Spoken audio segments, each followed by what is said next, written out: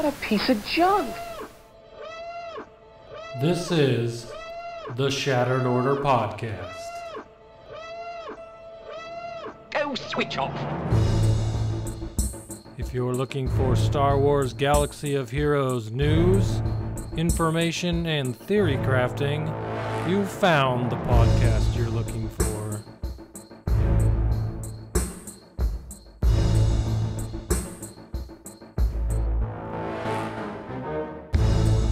With your hosts, Goodnight Punk and Windkiller Inc.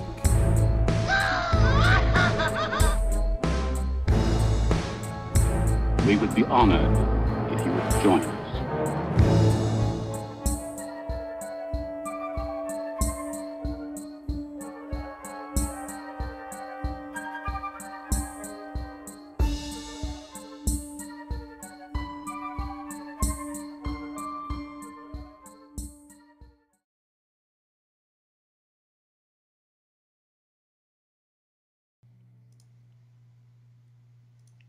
Hello, everybody, and welcome to the 109th episode of the Shattered Order Podcast. I'm your host, Goodnight Punk, and with me, as always, is the super excited Wink. What's going on, Wink? I am just sitting here feeling very, very comfy. I happen to notice you look really good tonight, too, Dan. Oh, What's up with that? thanks. I don't know. It must be the fact that I'm growing my beard out. No, I don't think that's what it is. And I don't think it's those just keep sexy stretching. headphones on your head either. It's something else. I got this sweet new shirt on Monday. I'm loving it. Yeah. I see yours over there, did too. I, man. Woo! Loving it. Surprised at the quality. These things are awesome, man. The fact that they don't shrink yeah, in the they are. wash. They're super comfortable. I would, Unbelievably comfortable. I would recommend. 5 out of 7. uh. Would recommend. Indeed. A perfect score.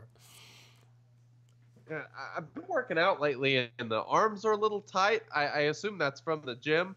Yeah, I'm quite impressed. It is very soft and lovely. And, you know, if you want to get one of these beautiful Shattered Order t-shirts, you can always go to shatteredorder.com, and there's a spot right there on the homepage. You can click the link to go to the little bonfire page and get yourself one of these snazzy new t-shirts. Yep, they're all available whenever, so go check it out. Indeed. So, we've got so much to talk about, but before we dig into everything, we got two little housekeeping things to take care of. I want everybody, if you are listening to this right now, pause the podcast, go to the show notes, go click the link, our YouTube channel, youtube.com/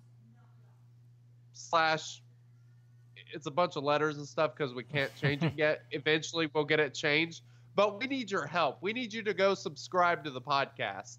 You have to have like so many subscriptions and so many videos or whatever in order to be able to customize your name. So go sub so we can do that and make, you know, other people's life easier.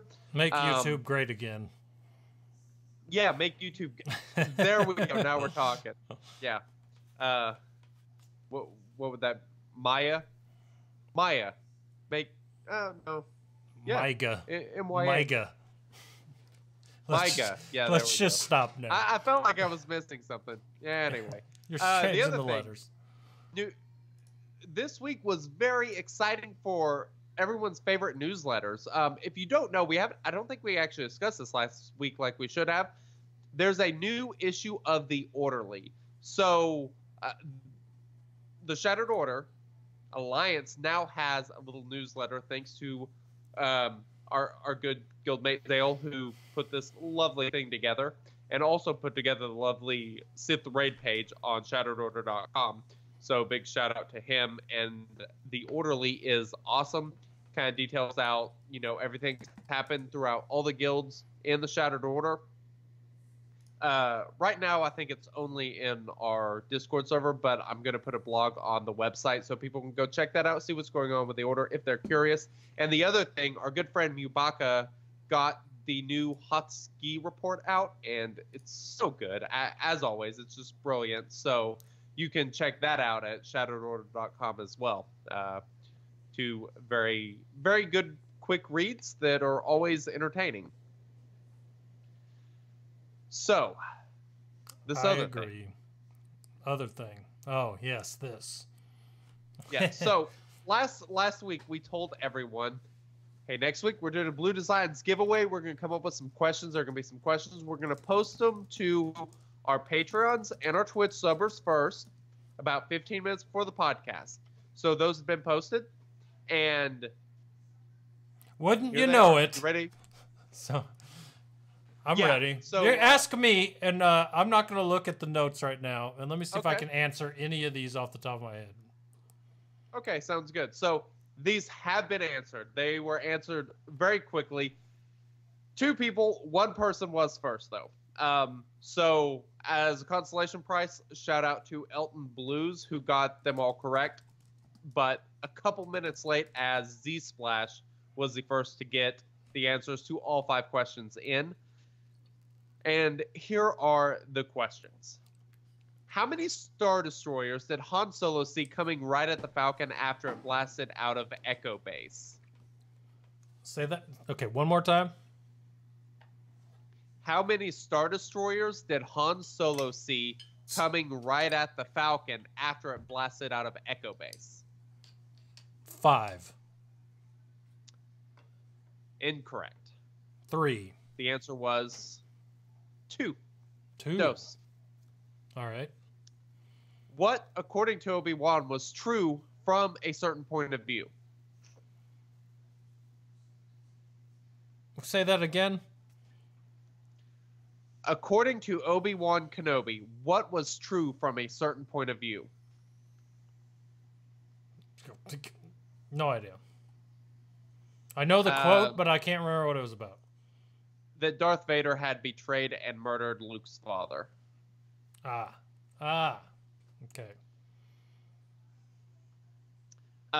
What did Jabba the Hutt receive as a birthday gift from Bib Fortuna? Salacious Crumb. The Rancor. Okay. Which Ewok did Leia refer to as a jittery little thing? Wicket. That is correct. Hey! Who said, I have my orders from the Emperor himself. He has something special planned for them. We only need to keep them from escaping. When asked why the Star Destroyer fleet surrounding the Death Star wasn't battling the Rebel fleet.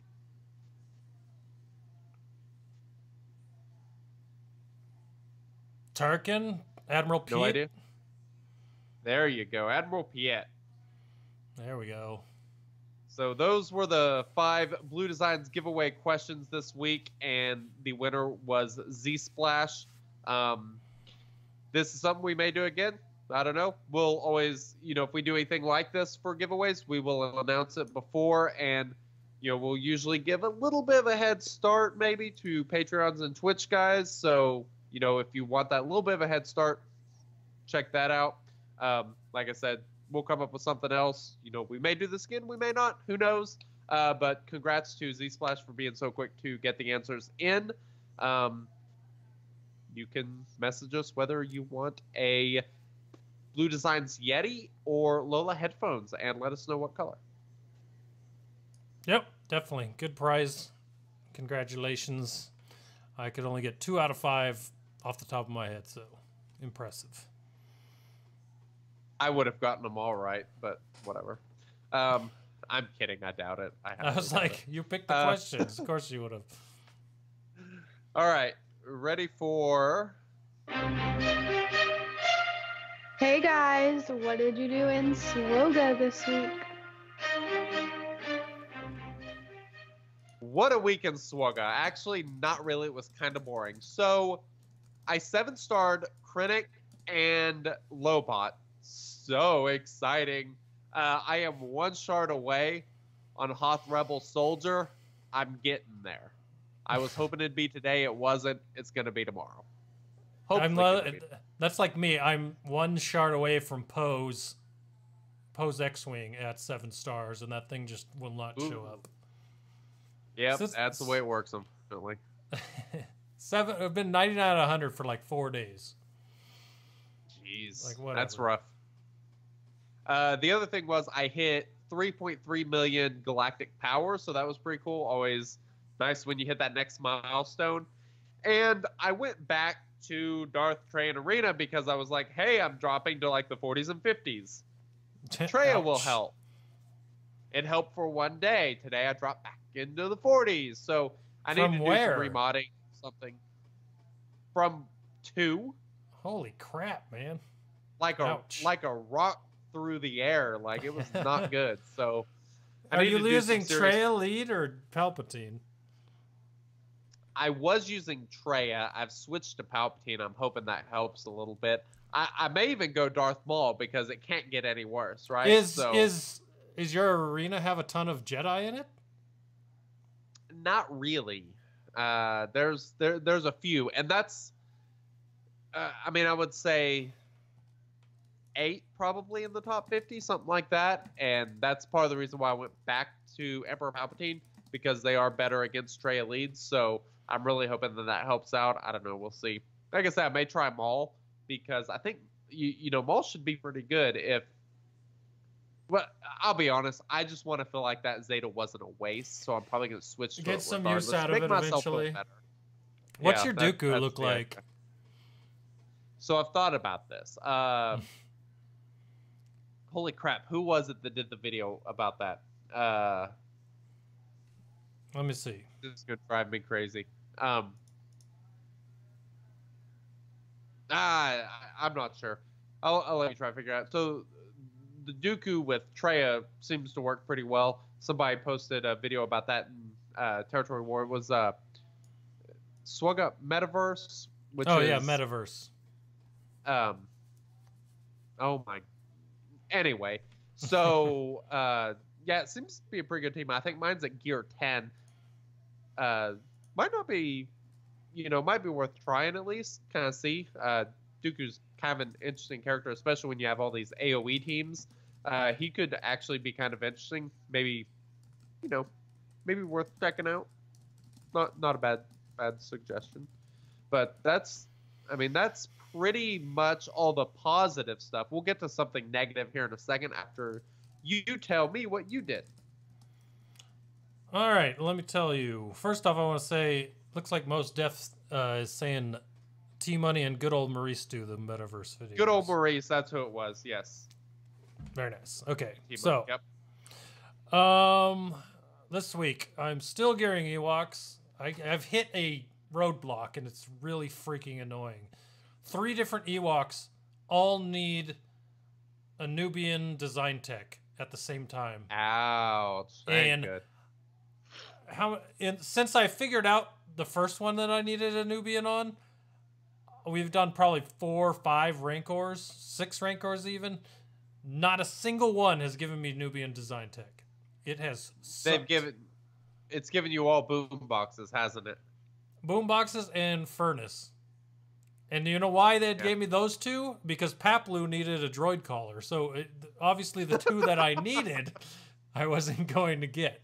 So Yeah, I hit a wall for a little bit. But while I was waiting on those, I started working Wicket to Gear 12. And he's about 10 salvages from Gear 12. So I thought you were going to say he's wickedly awesome. But dude, I used them in phases 3 and 4, the only ones I've gotten to do so far in the territory battle, but I've used the Ewoks in those ones, and holy smokes, man, they are so fun. I'm stoked about this. The only reason I geared them is because they looked fun, and I had fun using them in the ATST event, but man, they are super fun, so I'm looking forward to that. But yeah, just still Probably gearing nice. them. Nice having another Territory War team, too, I'm sure.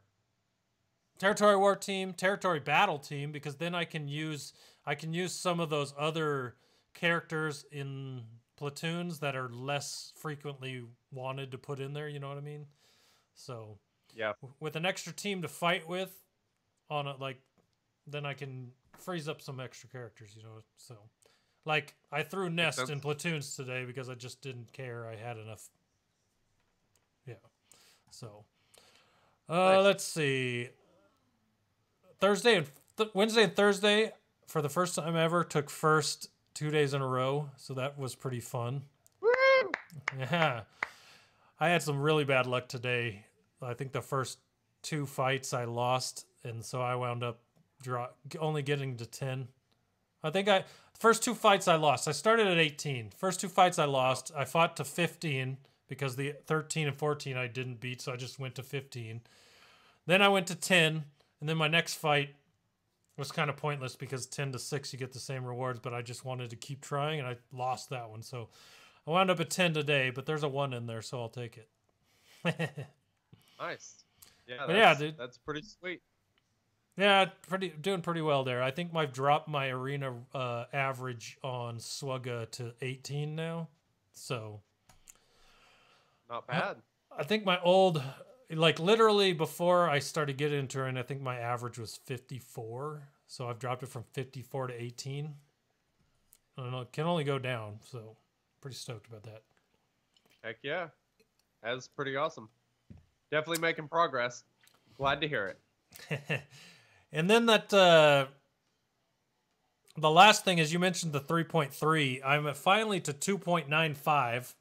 So I'm on that last home stretch to hitting 3 million GP. Nice. So I think that once the new mod update comes live and I can just auto assign to all my crappy characters extra mods, I think that should push me over the over 3 million, but I just don't want to do it manually right now. Because I think more than half of my characters don't have mods on them, so I think that would push me up there, but too lazy. Hey, that's kind of interesting. You know, here pretty soon it'll be really easy to just put mods on everybody, but we'll get to that in a second. That is what I'm waiting for. So yeah, that's pretty much what I've been doing this week. Not a whole lot, but just staying the course. So to kind of clarify on the next point, you're a busy person. I'm a busy person. We had an incident in chat where you were talking about something stupid that you did, and I started laughing at you. And I'm sure at first when you read my messages, you thought I was just being an ass. I thought you were crap talking me. So yeah, and then just go ahead and tell everybody what we did this past week. Okay, so basically I wrote in our chat in our guild chat because I was annoyed. We were talking about something in guild chat, and then I just decided to share with everyone that I had. So last week you had 4 marquee events, right? So you had Thursday started 1, and it went Thursday to Friday. So I just assumed that the other 2 would go Saturday to Sunday. So I did T3. I managed to log on to Android with my main account to get T3 as well as get Sith Trooper. But we had the podcast, I had work. I was like, screw this, I'll just wait. So I waited till Sunday morning to try to do Zalbar and Mission Vow. And I went in there to start it, and the marquee was gone. So apparently that one was Friday, Saturday. I don't know. But either way, it was gone on Sunday. So I completely missed Zalbar and Mission Vow and did not do their marquee event. So I wrote that in chat, and then you just started laughing at me and the normal stuff you do to me. So I was like, okay, thanks, jerk. But then I found out something else, and that would be that apparently you were laughing because you did it as well. Yeah, I was going to save this story for the podcast, and then, like, as I'm laughing at you, I post a picture of my roster, and I'm like, I have no shards for those 2, and you're like, what?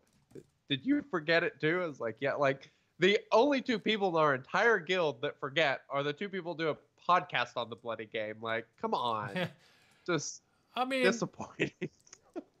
It's not outside the realm of possibility to think that the 2 marquee events would be exclusive and not cross over, but that I should have paid attention to the dates. That's just, I will from now on. That's all I'm going to say. Yeah, it's I don't know. Good times. It won't good times. happen It was again. A story I'll tell my children as Yeah, they grow yeah, no older. No kidding. All right, so now that we've talked about our stupidity, why don't we get into the Shattered Order poll for the week? All right, sounds good. Hit the sounder. We don't have one. I know. I'll I'm come just up with playing- one though. I'm just All playing right, with you. so going forward, I actually found a way that I can embed the polls on the on the website. So what I'll do is just every week I'll start making the page for the episode. The next week, make it a little bit early, and then we'll put the poll on there and post it, and you guys can go vote on the poll, because this is something we're trying to get back to doing every week, because it's always fun to see your responses. So why don't you go ahead and read off what the poll was this week and dig into these very interesting answers. All right, so I decided that I was going to ask about the mod update, and because why not, right? So the questions were kind of to gauge people's interest in this, and there were 67 people that answered, and for the most part, most of these were answered before we even found out that mod information was dropping. So a lot of these were before people read the update, I assume, and some of them were mixed in there now with after reading it. So this is what we got. But the first question I had, I think there were 4 questions, with the 5th being to kind of expand on what you answered the 4th one. So this is what we got. We have, are you excited for the mod changes? And so I had 3 options here. Yes, no, maybe. And the overwhelming, not so overwhelming, but the winner there was 46% for yes. Not even over 50%. So not even over half people said yes. But 33% said maybe, so that could go either way, no or yes. So people are still kind of wondering, maybe this was answered before the thing dropped and their answer would change at this point, but who knows. But as far as the question went, 33% said maybe, they're excited for it. 46% said yes, and a whole 21% said no. So pretty big dispersal there of as far as excitement goes on this. Where do you land on this spectrum? Oh, I think you know where I land on the spectrum.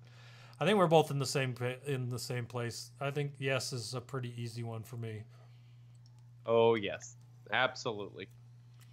So this. Go ahead.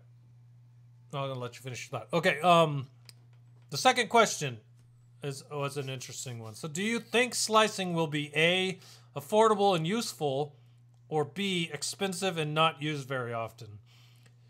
And 66%, so 2/3 of the people, 2 out of every 3 people that answered this question said expensive and rarely used. 34% said affordable and useful. I don't think it. My answer was also expensive and rarely used, but someone wrote something down in the 5th question that was for a different question, but they wanted to say something about this question. So they and I kind of agree with what this person said, and that would probably be my answer. But someone wrote below that question 2 needs a 3rd option, expensive and useful. So I think I agree with that. I think it's probably expensive, but it's definitely going to be what you want to do. So, yes, I 100% agree. And we're here shortly going to talk about the reasons why, because there's some excellent reasons. It's going to be fun. All right, so the next question I had, I just kind of wanted to see out of the people we talked to and in the order in our podcast server. I threw it out to the Republic guys in my Republic guild as well. But how many were affected? So the question was, were you affected at all by the Modbugs bug fix a few weeks ago? Basically asking, were you part of the 1%? And out of the 67 people that answered our question, 96% said no, so not a real big surprise there. And 4.5% said yes. So 4 out of the 67 people said yes. So more than 1%, at least of people that we associate with. So that's kind of interesting. It might have evened out over more answers if we had not put out this question today, and I'd remembered to do it earlier in the week. But yeah, so it's seeming to be right around what they said. Not a lot of people affected, but still people you may know. Yep. And then the last question: are you doing anything to prepare for the mod change? I'm kind of surprised that the one with a bigger percentage here was no. So Me actually, too. I'm Very surprised.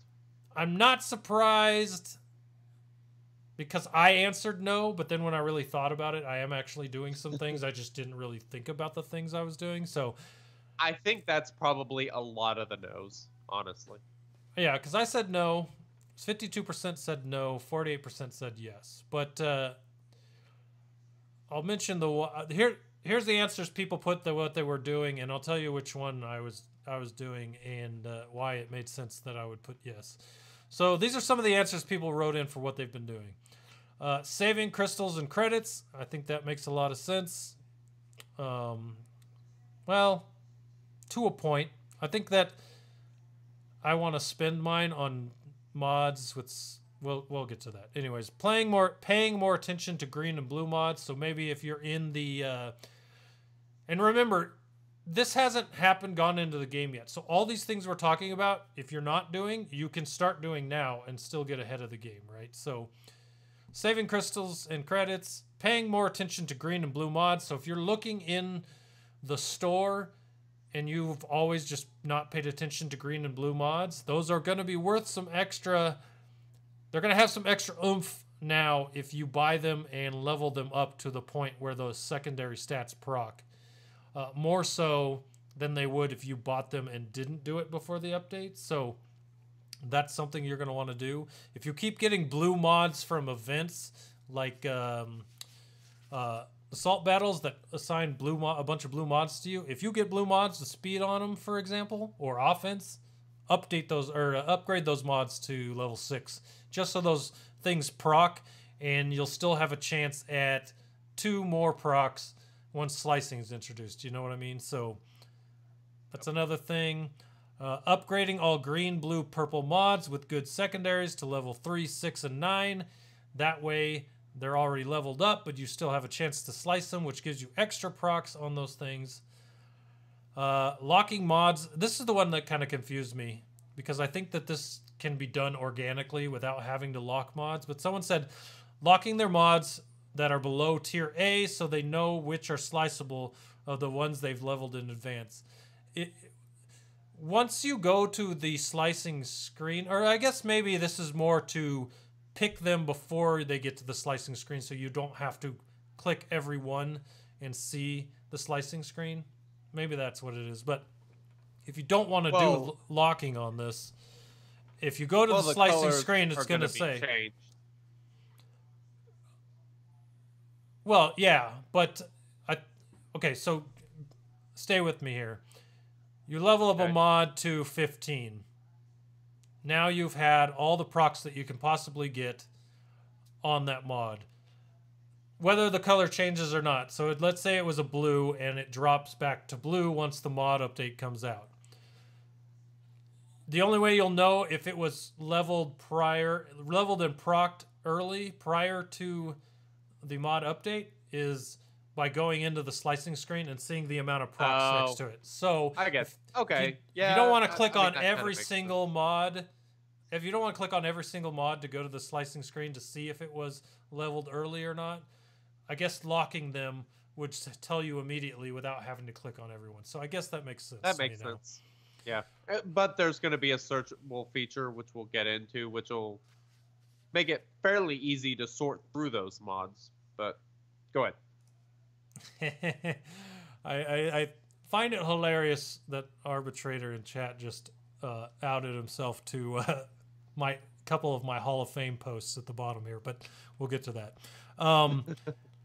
The last one before the Hall of Fame, hitting level cap on mods and leveling good secondaries. The one thing also that was written in there is a lot of people, like me, may not have mods on all their characters. So if you're at the level cap, go throw some of them, even if you don't level them, onto characters without mods, so that you still have room to continue to farm mods before the update comes out, because that's a good way to drop the cap again and give yourself more room. Okay, so the Hall of Fame ones here. What are you doing to prepare for mod updates? Complaining. I like that one. That's pretty good. Arbitrator said balls. That one's pretty good. And the last one, rubbing my body in warm oil while watching Return of the Jedi. All right. Well, that seems like a pretty good idea. That's a good preparation tactic, and perhaps I am missing something by not doing that. I don't think anyone in my house would appreciate that, so we'll just not go with that. Or they might. You don't know until you try it. So true. Maybe I'll ask my wife about it after this. But, yeah, what a disturbing idea. Please don't let us know what she says. I'm gonna film it. So yeah, make sure you subscribe to YouTube. We want people to subscribe, not unsubscribe. Oh, my bad. My bad. Okay. You won't see it there. All right. Anything else? Anything else you want to talk about from the poll? No, I think that's it, man. Seems like people are just split right now on this. Yep. I think if we posted this tomorrow and let the questions keep rolling, or the answers keep rolling, we might see a shift in some things. But as far as which one was if you're listening to this, if you're listening to this later and you want to get in on the poll, just go to shatteredorder.com/episode/109, and the poll's there. You can go put your answers in the poll. You'll be able to see the results and all that stuff. So that's actually embedded on that webpage. So check it out. Yep, sounds good. Ready for the next thing? I'm ready. Strong with us, this update is Young Padawans. So, attempt number 2 on fixing the Night Sisters. Hit the nail on the head, I think. I agree. So there was a forum post from who was it that posted it? Holy crap! I can't even find it. It was Top Hat. Was it GG Top Hat? All right. Well, Top Hat made a little post about preventing the Critolite team, and he posted just a few small changes. Basic ability will basic ability on what? So all they're doing is that's a good point. All they're doing is changing Night Sister Acolyte, and what they're doing is changing her basic ability, Strike from the Shadows, to instead of doing 2 attacks if stealth, she will do double damage if stealth. So you're not losing any damage; you're doing the same amount. And that is actually beneficial if you're using her in just about every aspect of the game besides the raid. So this eliminates, the Critolite team, but it keeps her from getting, if she's not stealth, it keeps her from getting double countered if she attacks someone who counters, and it'll reduce chance of giving turn meter to the other team in such situations. Also going to increase her stealth chance from 70% to 90%. Those are the 2 changes on her basic. And then her unique ability, Thrill of Victory, her heal amount is doubled from 20% to 40%. And, that's pretty much it. As far as you're thinking about other parts of the game where doing 1 attack instead of 2 is beneficial, like this is random, but the first thing I thought of is counter teams. That's one way. Yep. You're not being countered twice now, at least, so it's pretty nice. It's such an easy looking fix. It's amazing that this worked out the way it did. I think this works perfectly. Cuts down the Critolite team. Does not nerf the Night Sisters.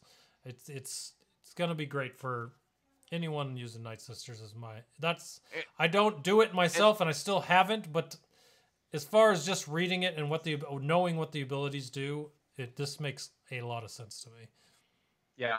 So this actually makes her better for phase 4 if you're not doing like the solo team, because she only hits once, therefore she's not doing a double stack on Trey's Bonds of Weakness, but you still get the same damage amount, so you're not dealing damage to everyone twice. So that's actually beneficial. And the other thing is, if you're using her in Arena, this actually makes her better against like Rex teams, because Rex gains 20% turn meter every time somebody gets crit. Now she'll only be critting once rather than critting twice. That's another good point. Those are two things to really think about with the Night Sister rework. It's pretty simple fix, and it kind of makes them better in other areas. So that's actually a pretty cool solution, I think. I agree. I think they did a really good job. All right, with the redo. That wasn't the only update this week. The other update is it's huge, to say the least. It is. Can we? Incredible. Okay, so you just talked about how huge it is. The post is pretty lengthy and very informative, but the hilarious part to me, and I gotta think that it was a joke, was the subject of the message was a very brief overview of upcoming mod changes. Very brief. Like, okay, this post is chock full of information, and if this is very brief, reading the non-brief version would have been like reading a book. Yes. Probably. That's part of what makes me so excited. There's so much here. And again, if you need to find the thing, you haven't seen the post, you haven't read it or whatever, show notes, the website for this episode of the podcast, you'll be able to find all this stuff. And there's a link. And we're kind of going to go over all of it, but there's going to be a lot of stuff we're going to focus on primarily, because they are really, really changing things. And there's going to be a lot of controversy, but I think this is actually a really good change as a whole. What do you think as a whole? Are you excited or? So if you were to think about big changes in this game, and obviously we haven't played with this yet, but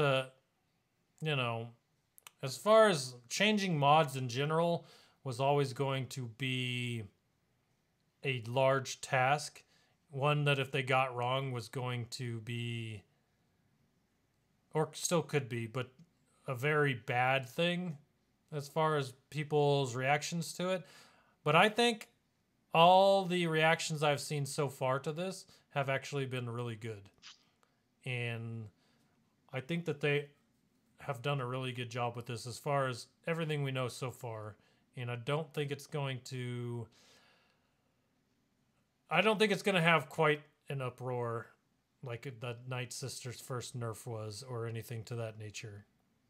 You know what I mean? I think that this is going to be pretty well received. Yeah, I think so too. I think there's obviously quite a bit to it, but before we dig into this real quick, I want to give a quick shout out to Arbitrator and Persdog, who both mentioned in the chat. One negative thing about the Night Sister Acolyte rework is getting through Foresight. So like against RJT teams, might not be quite as good, since you're not going to get rid of the Foresight and then do some damage. So that was a good point that I just wanted to mention real quick. All right, so as we go through this page, do you have this up on the live stream? So like, can people go and actually view this while they listen to us ramble about it?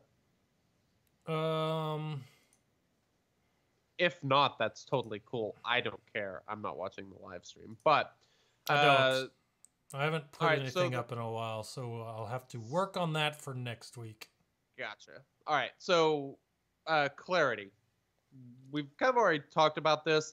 There's still going to be the basic view and the advanced view, like we've discussed before, as far as ways of equipping mods. It's going to have the auto assign feature, which is going to be really useful for newer players or characters that you just really don't care about, that you just want to throw mods on to up your GP or get ready for a territory war or whatever.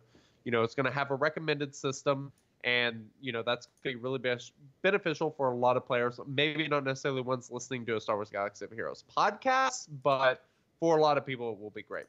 However, the biggest thing under this little segment is something I did not see coming. I am so thankful. I'm so happy. I am just over the moon about this, but I'm still surprised. Mod energy. Yeah. Wow. What? I'm so excited. Also concerned in a way, but very excited. And my concern is the number of crystals that we get on a regular basis. Refreshing mod energy is it's going to be a lot more resource management. We used to just have Cantina and regular battles.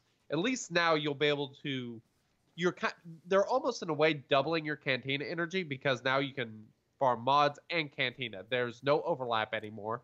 So your Cantina energy can go strictly farming characters, which is great. That's a huge time saver and is obviously going to help people a lot with farms. And you can always be getting mods.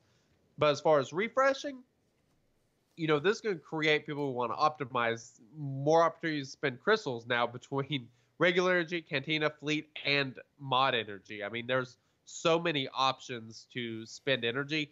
And that might be something we have to touch on in a future episode, is how to manage your crystals, because this is certainly going to be affecting things. And it'll be hard to fully analyze that until we actually see the changes and see how much you get from various things and all that stuff. But this is and whether or not they pop mod energy onto a bonus energy. So the only one without an extra one right now is the 9 p.m. So I wonder if the 9 p.m. will have mod energy on it. That is a really good question. That is a good question. I really hope so. Because everything has at least the one additional one. Regular energy does the 3 times. Cantina just does it once. Fleet does it once. And it would make sense to throw the mod energy in at the late time slot. That way you're getting the 45 energy there as well. I'm kind of going to expect that would probably happen, because that's the most logical solution to that. The funniest part of this is totally random and only applies to me, but the problem I've always had was Cantina energy is so useful for the longest time, because A, mods, and B, Cantina character farms, which lots of great Cantina character farms.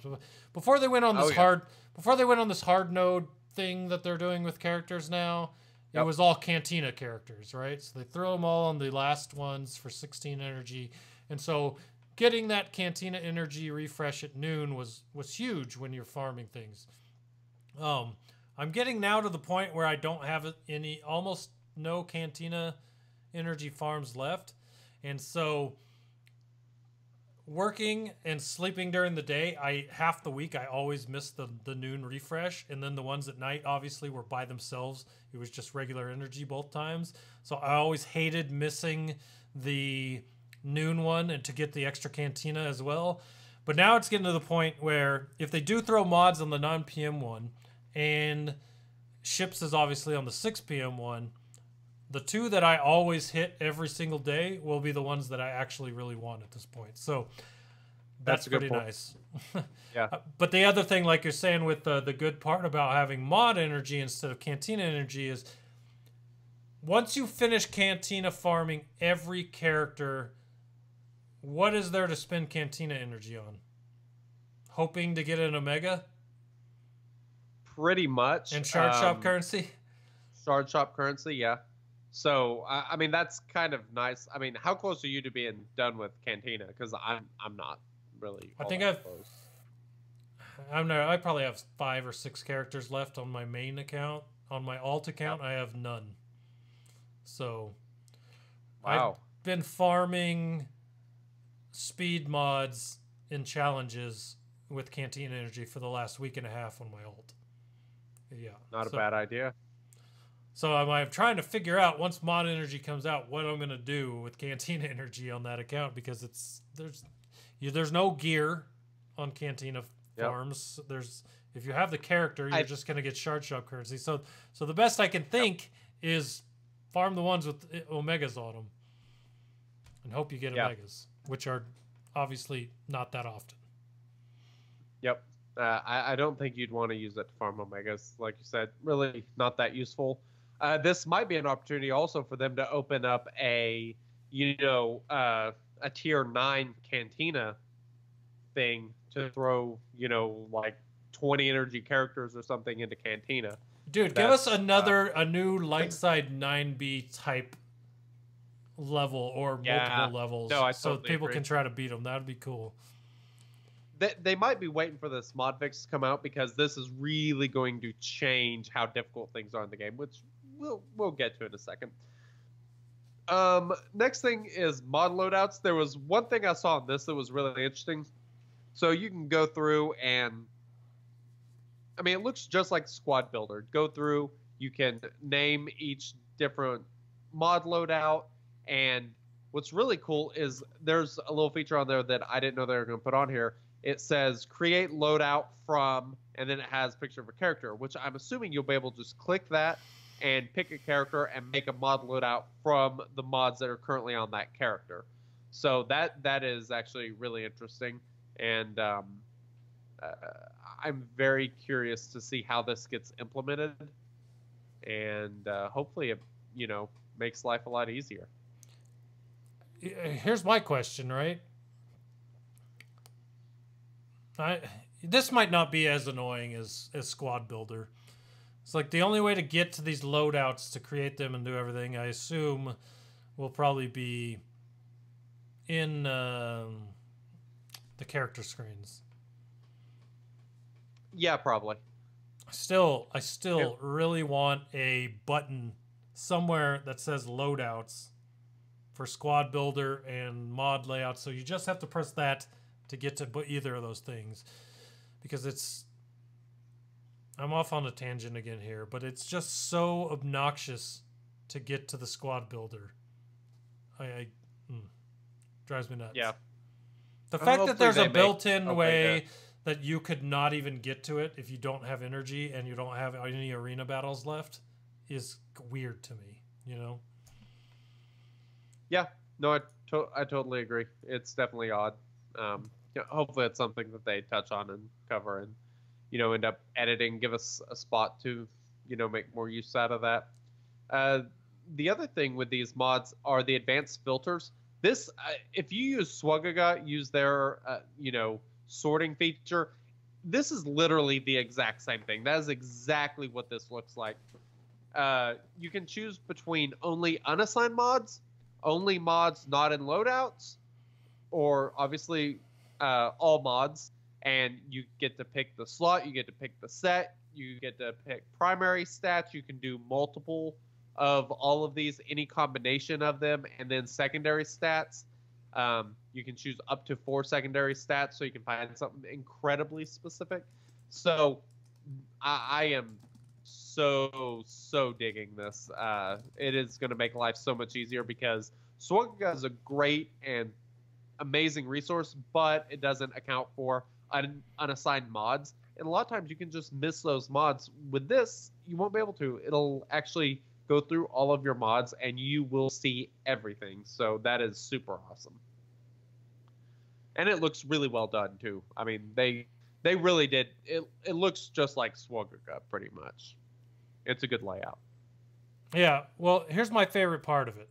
Okay, Swagaga, the only ones on Swagaga is the ones that are on characters, right? So my favorite part about this is it will be able to search your characters and what they have on, as well as the stuff just in your inventory. So if I magically, and I've said this before in the past, that anything over 10 speed I will lock so that I know in my inventory what has 10 speed or higher on it. That's a good idea. let's say before I even started doing that, I got a 20 speed mod somewhere. This will help me find things that I haven't put on characters that I might not even know exist. Or even so with other secondary stats like offense or whatever. It'll be nice to be able to search through everything, not just the ones that Swugga could scrub and not the ones that they couldn't, you know? So, Yep. that's And what I'll I'm also excited be- about with this. I'll be very interested to see too if you can sort by the various stats once you get them pulled up. Like, can you sort by, you know, highest to lowest secondary speed or whatever? You know, if it has that feature, I'm gonna be super stoked. You'll be able to assign mods that are already assigned to other characters. You know, whether you're moving a mod loadout or whatever, or searching mods. And it'll pull up a screen. It'll show you who you're taking it from and who you're giving it to, which is really useful. Let's see. The destroy button is finally going to be removed because there was no need to destroy a mod. You would just sell it and get credits for it. But you could accidentally destroy it. You could accidentally destroy it. And That would be very bad. And you could destroy mods you really liked, and that was never fun. And trying to get them back, yeah. I've heard some horror stories. So awesome change. You cannot accidentally destroy your favorite mod anymore. I guess that's what the lock button was for in the first place. And that's a good question. Is the lock going away? Because the lock was only there to not destroy a mod. Please leave the lock feature. I use it to find my speed secondaries. But yeah, you know what I mean. They also did mod leveling screen improvement. You know, pretty minor stuff. But you ready to get into the good stuff? I mean, that's kind of the pretty basic stuff. We haven't even got to the good stuff yet. We're not even close. The tier colors. So this is kind of what we were talking about earlier. Mods that started at level 1 gold now will still be gold. If they were green at the beginning, they will resort to being green even though they're level 15. And this is how you'll be able to tell the different tier mods. You know, tier A mods are gold, tier E mods are gray, and it scales in between. So like a 5E mod is a mod that was gray, 5-star. That's kind of the ordering system for going forward because that's something we're going to be referring back to a decent amount. It's going to look a little weird whenever, you know, the update comes and it looks like you have a rainbow of mods on characters that used to be gold. So, you know, just prepare your mind for that. Good luck. Mod slicing. All right. Upgrading the tiers. This is the big point of mod slicing. This is what we were talking about before. And by the way, I made the video a little while back about how you should be looking for the green, the blue, especially, and the purple mods to upgrade secondary stats that you want because you get that guaranteed proc. And what do you know? CG actually suggests that because obviously the math says so. People told me I was crazy, so be gone, people. What does this have to do with math? This has nothing to do with math. Has everything to do with math. Are you crazy? This is basically breaking down information to have a guess as to what was going to happen. I don't know where the math part to this comes in. I'll give you credit because this is exactly what we had talked about before. But I don't know where math comes into being right that this is the way it worked. Well, I mean, because statistically, like upgrading green ones and getting the guaranteed proc increases the chances of getting the stats. I thought you were talking about the whether the way it worked being the way they said it worked. So the way you said it worked being the way they said it worked or not. I thought that's what we were talking about here. And you said math, and I'm like, that's... It all combines together. And anyways, like I said before, there's just not really another way for them to do it without incredibly misleading people. So I mean, I think this is the only approach that they could logically take, and it's what they ended up doing. So whenever you slice a mod, obviously you will increase a secondary stat on that mod until you can get it to gold. There's going to be cost for slicing. There is a picture in this, in this forum post where it shows you slicing a mod to increase the level. It shows a tier B purple mod going to a tier A gold mod, and it has all this salvage on there. So something that I noticed that was really interesting that they posted about was each tier will have different salvage that is required. That appears to be kind of how they're separated. So like a gray to green mod will have different salvage than a blue to purple mod is the way that it sounds. And I'm assuming that a purple to gold mod is going to have more difficult salvage or more salvage than a gray to green mod or than a green to blue mod. We'll see. That's just total speculation. We don't know, but that seems like a pretty logical way to do it. See, the way I read that is, if you look at the screen, it's got the purple going to a gold. Okay? That's Yes. purple to gold. So I would assume going gray to green would take the first one. That takes 10. Going green to blue would probably take the first one and the second one. Or something similar to this. Blue to red would take the first and the second and the third with less of them. And then purple to gold would take the 3 with more of them than the last one. I don't see it as needing more than these 3 ones shown, but I do see it as different requirements between each slice, if that makes sense. No, yeah, that could be totally possible. I mean, there could be like, I see what you're saying, and that could be possible. Say maybe the one that requires, so there's one that requires 10, one that requires 20, one that requires 30, and it appears that all 3 of those of that amount are required to go from the purple to the gold in this specific picture. But say going from gray to green may only require the 10 of the 10 one, yeah, or something like that. That's what I'm guessing it's probably like. But I don't, because I don't see them putting in like, because you'd need like 10 new salvage pieces to make that happen, or something similar to that. Well, I mean, to have a different salvage to go each different tier, you would just need 4 different pieces of salvage, and it would make that would totally make sense, and then just have different salvage for each various one, and then increase the amounts as you go up. We'll see, but this is obviously going to be something else that you're going to have to farm. And thankfully with mod energy.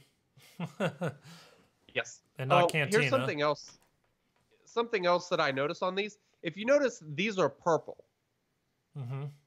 So that kind of makes me think that, there could be like a gray salvage that maybe takes you from gray to green. And then a green salvage to go from green to blue. A blue salvage to go from blue to purple. And then a purple salvage to go from purple to gold.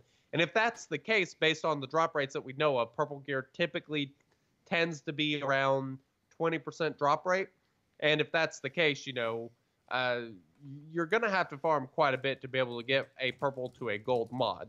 So, we'll see exactly how this works out. But I think that would actually make a lot of sense, having the different colored tiers of salvage required to do this. Yeah, it'll be interesting to find out. They only have one tier of mod battles to introduce all of that salvage. So if it would fit on one level, then maybe. But yep. But then also you have to have enough different salvages to cover an entire level. So who knows? Well, Sokka in chat just mentioned another point that I'm sure I probably would have seen in a second. But so, like I was just saying, the purple mod required the purple gear. It looks like as we'll get to in a second, we'll just go ahead and get into it. So this is also the way for them to introduce 6-star mods. So a 5A mod, which is a gold 5-dot mod, will slice up to a 6E mod, which is a gray 6-dot mod. And in this picture, it shows a tier A 5-dot going to a tier E 6-dot, and it does require, 2 different gold salvage that requires 35 each of those, and it looks like there might be a third one down below that you can't really tell on. So that does appear to be how that's probably going to work. So kind of glossed very over there, but 6-star mods, what? Yeah. Okay. Let me just say that I feel like this is a very good way to introduce 6-star mods. I completely agree. It doesn't invalidate everything we've done up to this point. Right, because everything you've worked, all the mods you've worked hard to get can just now be upgraded and made better and be called 6 stars. Yep. So, and this is the reason gold mods are so valuable now. They talked before about how important gold mods are, that they will still be the best mods, and this is why. They will be able to come 6-dot mods. And as you know, what's the difference between a 5-dot and a 4-dot mod? Primary stats. Oh. I was like, huh? What? Primary stats, yes. Yeah. Okay, before you say anything, it feels like they have a small focus on health bumps here. There's a lot of different emphasis here, and I'm so excited to actually get this in game, but let's just go ahead and dig into it. So let's look at the 5A versus 6E primary stat values. So that'll be the difference between a 5-dot and a 6-dot primary stat. The first one that you look at instantly right off the bat, health percentage. 5-dot mods have a 5.88% health on the primary. 6-dot mods are going to take that 5.88 to 16%. That is an over 10%, well, whenever I say 10% increase, I'm talking about the actual percentages. They are adding 10% to the amount that was there. That is a huge, huge increase. You know what I think this is? When I think of what drives this, and most people are starting to realize this now, and we've been trying to put it out there as much as we can. Most characters, not most, but a lot of characters now are being introduced with protection up bonuses that go towards other characters or themselves. And if you don't know this already, we've said it before, but a lot of people still don't know, almost every protection up buff in the game is based on max health and not on max protection. So when you get a protection up buff, having more health on a character that grants protection up based on their health or based on themselves, it's better to have more health on them because they grant bigger protection up bonuses to the people around them.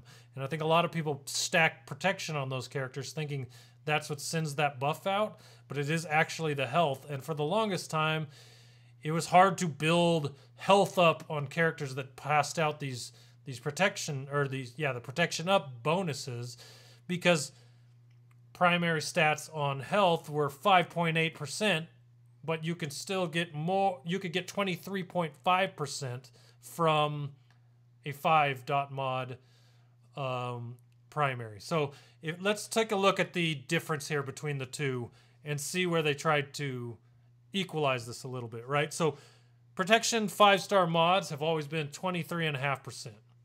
And health has always been 5.88%. So it was never really worth it, even with the protection up buff being based on health, to do health over protection, because just the amount of protection you get would leave your character harder to kill than trying to put health on them just to give a little bit more in the protection up buff up to everyone else. But they're bumping that up from 5.88 to 16% in a 6-star mod. If you look at what they did with protection, you go from 23.5% to 24%. You'll only gain 0.5% on your primary for protection. Very marked. So you can see that they're trying to show, hey, health is important too. And as far as I'm concerned, with a lot of the new character kits, stacking health with mods can be very important as well, especially for things like Nest, Treyas, a lot of Treyas moves, even Grandmaster Yoda. So that's why I feel they bumped up health so much on 6-star mods. Absolutely. I mean, you talk about all these characters with health still, like the Traya lead, or Darth Nihilus with the stacking health, or, you know, whatever else. And, you know, the amount of salvage and everything that's required to upgrade mods from 5 to 6 dot, I don't know that protection is going to be that good anymore. You're probably going to want to focus more on health for the most part. You know, there are secondary stat increases, which we'll get to in a second, but you're not going to be getting that much of a benefit from the protection. But like you said, the health, especially characters that use protection up, you are absolutely going to want health. I mean, just taking one health primary from 5-star to 6-star is a bigger increase than having 2 set bonuses currently of health on the character. So this is going to be a huge game changer. It's going to make Exposed do a lot more damage. So rather than trying to blast through all that health, Exposed is actually going to be quite a bit more useful, or damage over time. All those things are going to kind of be increased. You know, to what degree, we'll see, but it's definitely going to be more useful. How about some more of these stats? What else do we got? Some of these, I don't really know how to gauge. So defense percentage goes from 11.75% to 20%. It's definitely a big increase, but I don't know how useful that's really going to be.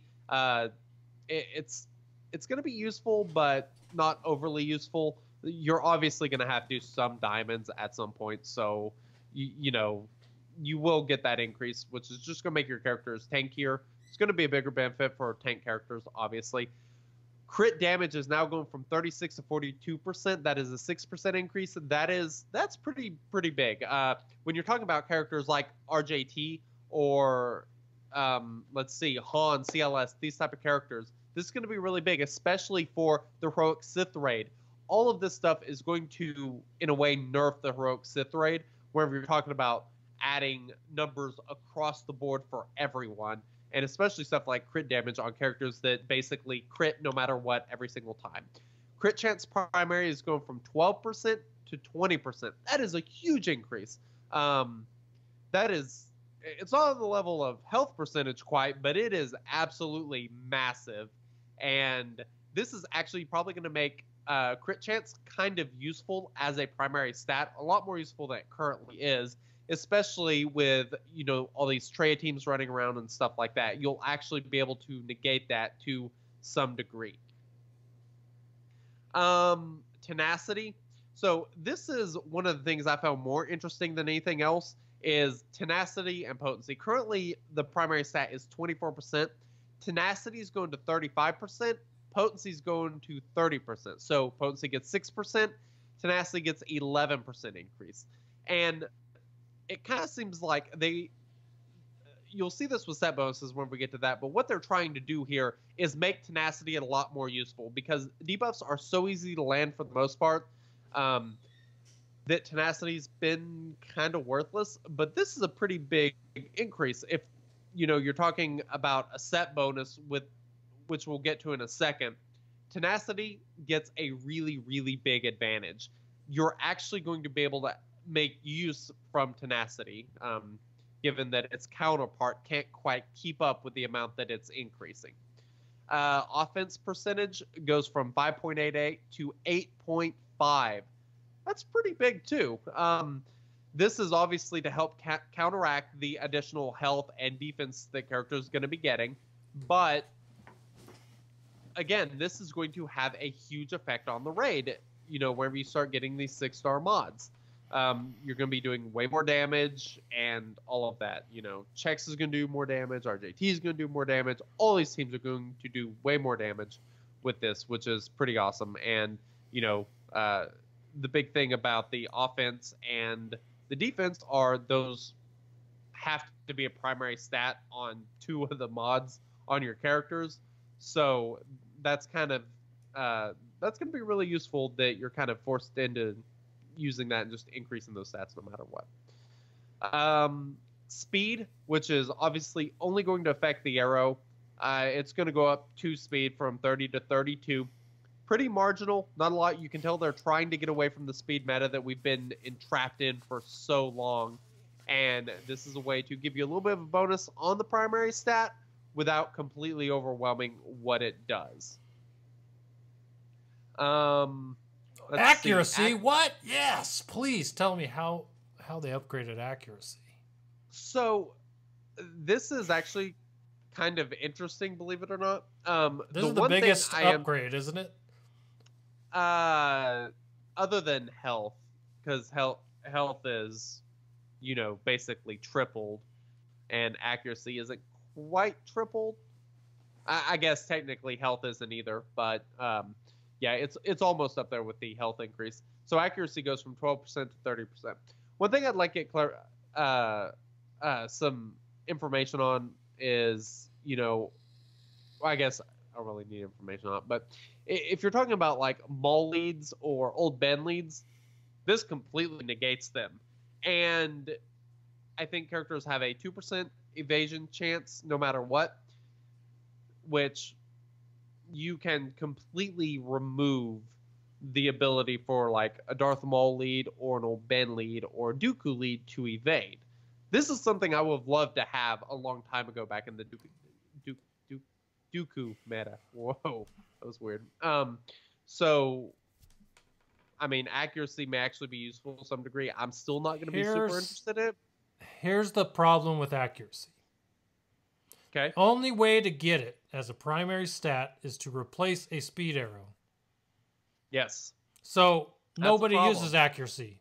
Nobody cares about accuracy because if you have to choose between 30 speed and 12% accuracy, no one is going to choose the accuracy unless it's a character that gets a lot of turn meter like Resistance Trooper, who isn't used in Arena that often, or, things like that. You know what I'm saying? So if accuracy was a triangle option, I think it might get used more. I 100% agree. If it was a cross option, it might get used more. The fact that it's stuck on the arrow where, for the most part, people only use speed is a problem for that stat. It's like being a really good point or really good small forward and like really good, like the starter on any other team, but playing behind LeBron. That could be a problem. No one's ever going to see you play. And when you do, Yeah. okay, you might show flashes of being good, but no one's going to pick you in a pickup game. So, no, that makes sense. And, Jason and Darth Maul both put in the live chat that B2 is a character that will benefit from the accuracy. And, there are going to be a few characters that do get some benefit, but I still don't know that, you would prefer accuracy over offense or something else on those characters. I am not completely convinced, but I see the argument. And the last and final primary stat that we have to talk about is crit avoidance that goes from 24% to 35%. This may actually be an argument for, some tanks especially to get the crit avoidance. I mean, like, if you've fought Trey Elite, you know how annoying crit avoidance is. This puts a character almost on par with the Trey Elite crit avoidance that she offers. And if you take a Sith and, like, stack that with it, I mean, you're not going to crit them almost ever. Which, it's not bad strategy currently anyway. But taking it 35%, that's a pretty big increase. It is significantly going to hack down on, the crit chance of most of these characters that people like using crit damage sets on. So I just had a thought, right? Okay. My Sith Trooper. I don't have any mods on him that have speed. Like, not even secondaries. You should have crit avoidance as the arrow on him. That doesn't say. I was going to look what my arrow is on him. I think it's protection because I have him at... He has 40,000 health and 81,000 protection. Wow. So that's my Sith Trooper. And he has 95 speed, so his base speed. But I think I could afford to pull the protection arrow I have off of him for crit avoidance. That might be an interesting thing to try. Absolutely. Especially with Prey Elite. I mean, that's going to take you to 75% crit avoidance. I mean... Well, I do use him under Trey Elite, so that would be... yeah. Good luck ever critting that dude, I like it. I'm gonna see how that works. Yep. Or whether or not I have any crit avoidance arrows that I've kept. That excellent point. Yeah. So it'll be very interesting to see. So the other thing is, balancing secondary and set bonuses. So we'll talk about the set bonuses first. This is obviously something that's been needing to be updated for a very long time. And so why don't we dig into it? So currently you have two different set bonuses. You have set bonus if mods are all level 15, and then you have set bonuses if they're not all level 15. So currently health is 2.5 and then maxes out at 5%. That is going to go up to 5% and 10% max. So that gets doubled. That is a pretty big difference. That's, definitely going to make it useful. That's why I used to think health was, because I'm an idiot. But, if you're talking about going from a 15% health increase to a 30% health increase, if you have all those primaries on there, that is really big. Like on my Daka, she's going to be kind of happy about that. I will be honest. I love these health changes because there are so many characters that do things based on their max health, and it was always just impossible to make those max healths a decent max health because all their set bonuses were lower than using protection. Being able to bump up the max health easier with mods now is going to make... I think it might introduce some newer things with older characters that have max health based abilities. They might make those abilities much better than they were before. Oh, I definitely agree. That is certainly a possibility and wouldn't surprise me. I think health is actually going to be a pretty good set bonus after this. Then they took a defense. Currently it's 2.5 and 5%. And they are... This one's ridiculous. Yes. Like... It's going from... It is going to be 12.5 and 25% increase. So this defense set bonus might be something you actually consider on a tank, following this change. Yeah, the numbers were minimal before, and although that obviously you couldn't see it with the naked eye unless you were really paying attention what defense was doing for you. I think that seeing these numbers on your tanks is going to make a noticeable difference. Much more so than 2.5 and 5%. So throwing let's say even you threw 3 defense sets on a tank, right? Now you have plus 75% defense. You're going to see that for sure. Well, and think about right now, Scion, whenever he gets his special buff, that gives him 100% defense. Think about how much more difficult he is to kill after that point. That's 100% defense. And, the 3 set bonuses of defense will be 75%. So not quite as much of an increase, but you're getting close. It's that just kind of as a gauge on, how difficult that's going to be. It is definitely actually going to be useful. So yeah, I am really, really liking that increase. There was no change to crit damage, which is understandable. I don't think there should have been. It is the best set bonus that there is, in my opinion. The other thing is crit chance. It goes from topping out at 5% up to 8%. It doesn't get a huge increase. It's not a doubling like most of these other ones, but it is a pretty decent increase. And I think it's good. It's going to make set bonuses a lot more useful for crit chance. Yep, I agree. I've always liked crit chance as a bonus, even when it was only 5%. Maybe not over other things, but if I had to pick a set, I usually have some pretty decent crit chance ones. So bumping them up to 8%, pretty good. Indeed. And just to be clear, so these set bonuses, I mean, this is across the board. This is every mod set. This is not just for 6-star mods. This will be the new standard. So all your mods are going to be getting this increase. The next thing is tenacity and potency. And again, like I talked about before with the primary stats, tenacity is getting the advantage over potency now. And it's going from, they were both 10% before. Now, tenacity is going to be a 20% increase, and potency is going to be a 15% increase. So what I think is really interesting, if you look at these, if you are trying to max out potency and tenacity on characters, let's take a character that wants all tenacity.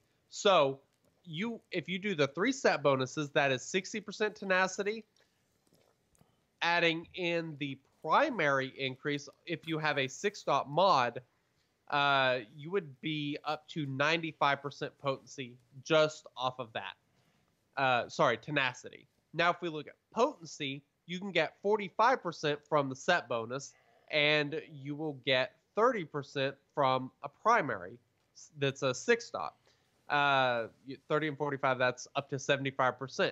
So when you're talking about just that, tenacity is going to have that 20% advantage. So that just means 20% less time there are going to be debuffs. Given equal values, it's going to be a 20% decrease in the chance, whatever it is. If it's over 100%, then you're not actually going to see that, but that's what it does as far as balancing. And that's really big because there are so many characters that do debuffs, that remove turn meter, that rely so much on potency. Potency's had such a big advantage for so long. Tenacity really did need, a way to kind of get ahead and take that advantage. And this is one way to do it. What do you think about that little part? I like it. I think that for the longest time, I think we talked about this before in the past, where debuff all the teams are debuff central, right? And what kind of makes the Sith raid an interesting and controversial take here, but one of the things that makes the Sith raid interesting is the fact that it almost neuters in some ways, in some phases, debuff teams. So you have to find a way around that, And so if you can find a way yourself with your arena team to take away the option of Palpatine teams to throw as many debuffs out that they'll get turn meter from, or, things of that nature with working your potency or your tenacity, I think that's a good thing. And the way it was before, it was harder to get tenacity in a place that was better for you than it was to get potency. So this will kind of even out the two and make it a more interesting choice, I guess. Yep, for sure. The other thing is offense. So offense is going from 10% max up to a 15% max, which that's a pretty nice little increase. That does get it closer to crit damage. This is definitely going to change what that threshold number is as far as more damage on, crit chance versus offense versus crit damage, all that stuff. I will do an article on that at some point here pretty soon to kind of talk about all that, because that's really interesting. And then speed, there is no change because there is no change needed. It is a fantastic mod set as is. That and Second- this is their way to kind of try to push you in other directions. Yes, that too. That's a really good point. Though I don't you know, believe that. I still. I think it will. I d- really do. Right, but I mean, I don't think people are gonna. As far as most characters go, I don't think anyone's gonna be pulling speed off of their arrows. Yeah.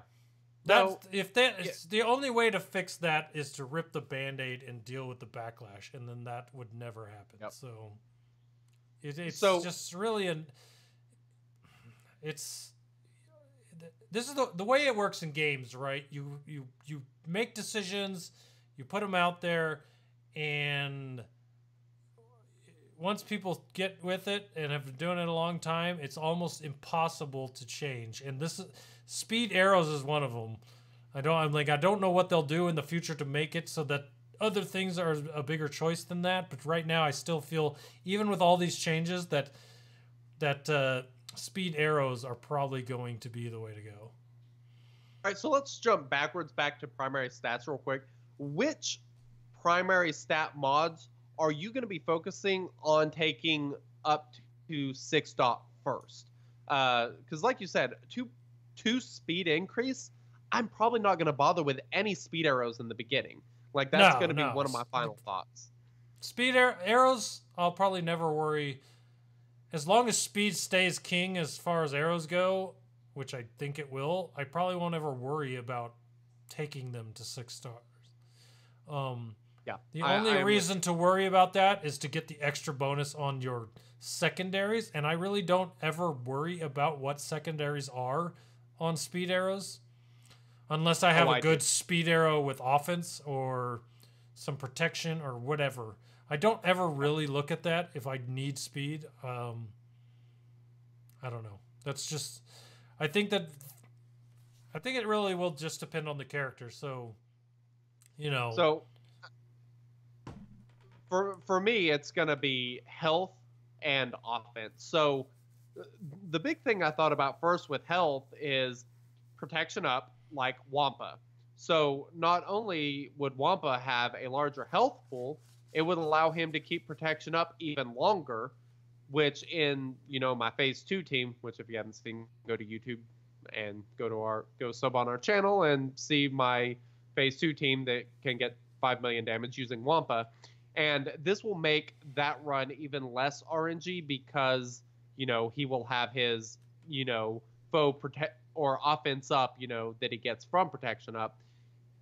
That's going to be harder to make go away, and stuff like that is really going to make a difference.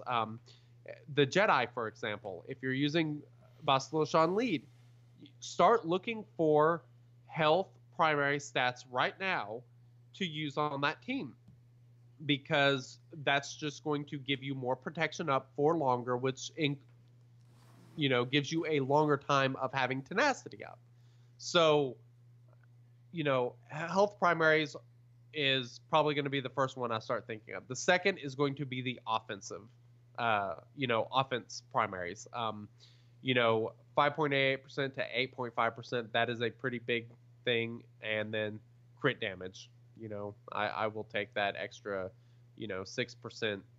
And what's really nice about this with mod loadouts, something you're going to be able to do is, if you're talking specifically raid teams, this might be my strategy specifically for raid damage. If I think it's going to be a good strategy, is take your best crit damage arrow, take it to 6 star, take a offense arrow, an offense plus, an offense, square, and get those to 6, and then make a mod loadout that is those with, your other 2 stats, and move that, from Resistance Trooper to Asajj to Han Solo, depending on what teams you use. Using strategies like that to maximize, how you're using your resources to give you the biggest return on your entire roster is going to be really beneficial, when thinking about which ones you're going to do first. Makes sense. I really don't know. depending on when this drops will depend on what I decide to focus on, because I really think it's going to depend on, and this is where you've corrupted me into the arena mix, but let's say it dropped in 2 or 3 weeks, and let's say it takes a month after that to get a full mod set to six dots. Okay. Well, that's a long freaking time as far as arena goes. In Yeah, that for sure. long, we might have a new arena team and new priorities, right? So I don't know what I'm going to focus on. I think it'll just depend on where I see what characters I see being important. You Yeah, know? for sure. I mean, stuff like that's obviously going to matter, but you're going to want to focus on primary stats that give you the biggest return on investment. Like, don't bother with protections for the most part, unless you were just really over the moon about that secondary. You know, protection, don't even bother. Speed, don't even bother. Maybe potency, but I think like the offense, crit damage, and health are going to be really big for those. Yeah, I Now think my let's go ahead- main. Well, sorry, one last thing. I think my main one Yeah, that go ahead. I'm excited about is health, only because, Yes, me too. yeah, because health and then health primary or health sets. If you got health sets, and you're upgrading those, that's going to be huge. Yeah. And that's something else, you know, these set bonuses that you haven't thought much about, they're going to make a difference, like health. You know, be paying attention to those because, you know, putting a health set on Treya is now going to have a bigger benefit than it currently does. And, you know, depending on what else you're using with her, you know, so many people use speed and crit damage in Arena currently. You know, start looking for those other mods that might be more useful. And you're going to all get, sorry, Yeah, go. well, I interrupted you because I had a point, but now, And you lost it? Goldfish brain? goldfish memory gone. All right. I'll go ahead and jump into secondary stat balancing with the 6-star mods, and if your goldfish brain, you know, collects something, just spit it out. All right. It So won't. secondary stats. They what they did here was talked about a percentage increase for each secondary stat.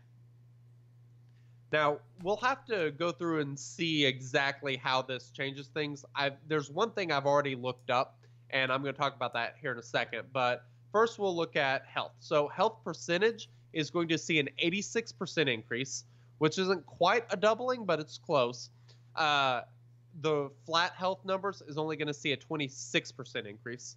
So it kind of seems like they're trying to focus on making the percentages a little bit more beneficial than they currently are. Kind of the same thing with defense. Defense percentage is a 134% increase, which is big. And just the flat number is going to see a 63% increase because flat defense number was already pretty good. Crit chance is going to see a 4% increase. So secondary, like your crit chance on secondary stats is not going to increase much because it's one of those things that's already scaled on a 0 to 100% scale. Like there's not much range to go outside of that. And, you know, Yeah, if this was higher, it would be kind of astronomical as far as your crit chance went. Exactly. It would. Especially, I think way I go saw out a of mod bounds. this week that had 10% crit chance secondary, which That's is pretty just crazy. massive. Yeah. I mean, you don't need much more than that. So that's really good. Tenacity secondaries are going to see a 33% increase. Potency is also going to see a 33% increase. So the secondary stats on tenacity and potency are going to stay balanced. So that I think is kind of interesting. I am going to skip over offense for the moment, and we'll come back to it. Speed is going to get a flat 3%. This they show in this little image, and a 3% increase isn't a lot. I'm assuming that there is going to be a rounding up to the nearest whole number because speed tends to generally work in whole numbers. We'll get clarification on that, and I'm sure there'll be clarification on a lot of stuff because there's a lot of questions that just come from this entire post. But secondary stats are only going to see a 3% increase. not much at all. Your secondaries are not going to change much.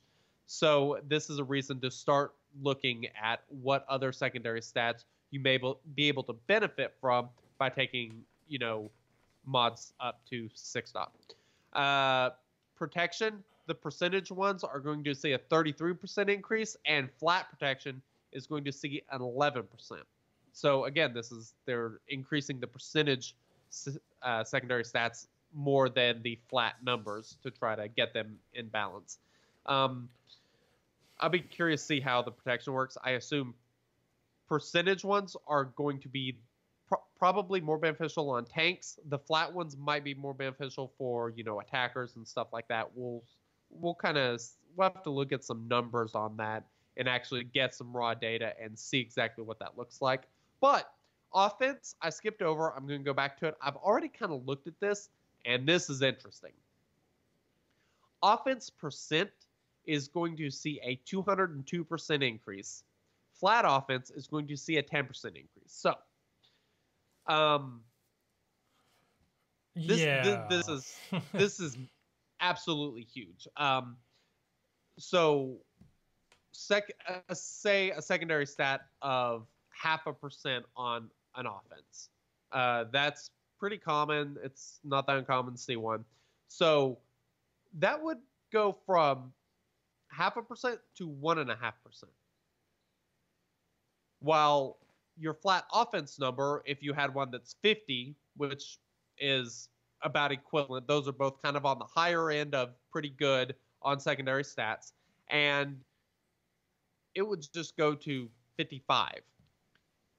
I looked at Maitreya to kind of get an idea, and I think she had a little over 3,000 roughly. If I have a say offense secondary that is a 0.5%, doesn't proc at all, that would be it would go to 1.5% increase. Now I'm going to multiply that by her damage, and that's going to get it pretty close to the flat offense. But if you start looking at characters that do use special damage, I think I just used the number 3,400, which 1.5% increase was right around 50. When you're talking about these characters that have 4,000, 5,000 special damage, and you start getting these offense percentages to proc multiple times, they are going to be significantly more than the flat offense numbers. So this is the biggest thing that I have taken away from the secondary stats is I am looking for offense percentage stats, and I want those to be the ones that I start taking up. If, everything equal, if I have to choose between, a second or a offense percent or a flat offense number, I'm probably going to take the offense percent secondary stat, that mod up to 6-star, because that's going to be a lot more of an increase. Like I said, I think the flat offense is still going to be useful, but I think this makes the offense percentage more valuable. I mean, it's a little over 3 times increase on that percentage. It's pretty crazy. Is there anything that really stuck out to you from all of this? I think the main thing for me is the fact that going from 5 to 6-star isn't a 1 proc, but every secondary stat is procking these percentages on that secondary stat. So it's not like it's not like an RNG thing where one of those 4 is going to bump up. It's actually literally your primary stat's going to go up. Is the primary stat going up? Whatever. Forget the primary stat. Yeah. The 4 secondaries are all going to go up by these percentages. So you don't have to hope that the one you want to go up goes up. Literally all of them will. So that is something to think about when you're thinking about which mod you want to take to 6-star or 6 dot, because you know that every single one of them is going to go up. So Yep. if you have a mod with good 2 or 3 good secondaries on it, this is perfect for that because you know all of them are going to go up. Yep, absolutely. And one thing that is kind of interesting that I noticed is the next little screenshot on here. So the secondary stats, when you go from 5 dot to 6 dot, like whatever percentage that secondary stat is away from being the max possible secondary stat, it will stay that percentage. So if you have a mod that gets to, 20, well, I guess that mod might be a bad example, but whatever, just because there's not that big of a difference in change. They will stay at that same percentage. So the example they used is a secondary stat that has a max of 2,143, which I believe is probably health. I'm not 100% for sure. But that is, that'll go up to, say, 2,700. And, those secondary stats will still scale. They will scale equally on that. I have no idea if that makes any sense. They will scale equally. So there's a nice if you learn better from pictures, there's a nice picture in the post. The picture should help you out. Read the words, look at the picture. It's there to help you. So yes, it does a better job of explaining it than I can do with the words. So essentially, mods that are already amazing because they have these amazing secondary stats, they're so close to being maxed out. They will still be so close to being maxed out once you take them up. So that is super awesome. All those amazing mods you have, keep them. Start working on those first versus, looking, look at that, look at the primary stat and kind of go from there and figure out what mods you're going to want to do first. This is awesome. I really didn't expect us to get, nice increases from secondary stats on this, but this is really great. I am really happy about the way they did this, and this is super cool. I agree. I like all of it. I don't think that there was anything really in there that I was not a fan of. So yeah, I think this bears. I would say one thing I would like to point out though, given once we get clarification on this issue, so the speed has a 3% increase. So the example they used in this little picture is a mod with 11 secondary speed would go to 11.367 would be the exact number, but the display is going to be 12. So if this gets rounded up, you're actually getting a bigger increase than it actually says. I think they're probably using 3% just as a way to round to the nearest whole number in a way. But I mean, you're actually going to be getting a bigger increase than that, to get, to get those increased. Let's see. Everything appears to be rounded up, so I would assume that the whole number thing is actually the thing.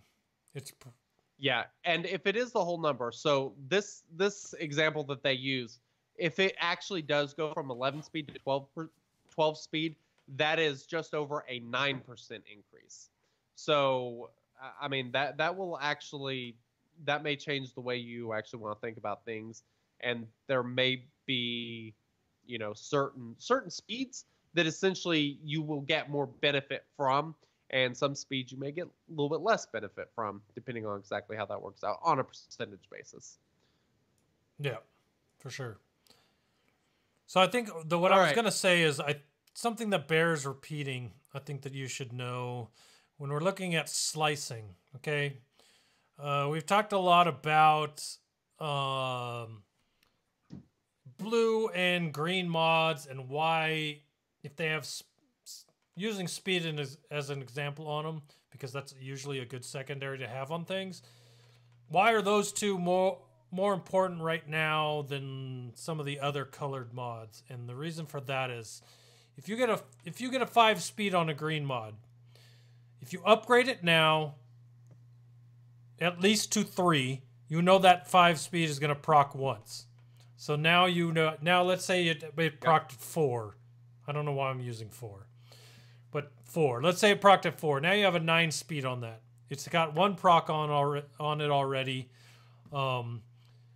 Now, when mod slicing is introduced, you will still, nothing is going to be reset on that mod. So you already had the proc that you knew you were going to get on there, and now you can slice it as many times as you would for any other green mod, even if it was not at level 3 or it was at level 3. So basically you can get the green mods. How many times do secondaries upgrade on green mods? Or no, it's every mod. So never mind. Every mod. 4 upgrades to speed, or 4 upgrades to secondaries from slicing. Okay, God, I was messing myself up here. Okay, gray mods, when you slice them, you have 4 upgrades to them. Green mods, when you slice them, to get to gold, you slice them 3 times. Blue mods, to get to gold, you'll slice them twice. Purple mods, to get to gold, you'll slice once. So, that's 3, leveling to 15. God, this is so confusing. Okay, green mod, you have a secondary speed. You upgrade it to 3. You know the speed's going to proc. If you upgrade it to 12 now, all it's going to do is add the extra secondaries. Nothing else is going to proc. Now it's at gear level 15 with 1 proc on the speed. You can now slice it 3 times, and you can have a chance to slice speed again 3 more times. Yep. You get that guaranteed speed upgrade.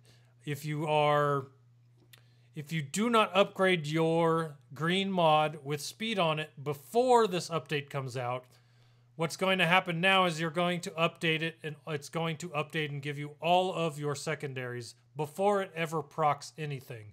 So now no longer is it a guaranteed proc on the speed, but it's going to proc 1 of the 4 instead of just the speed. So same with blue. If you have speed on a secondary on blue, you have a better chance to proc the speed on that blue and then still slice and get chances at that speed on the blue.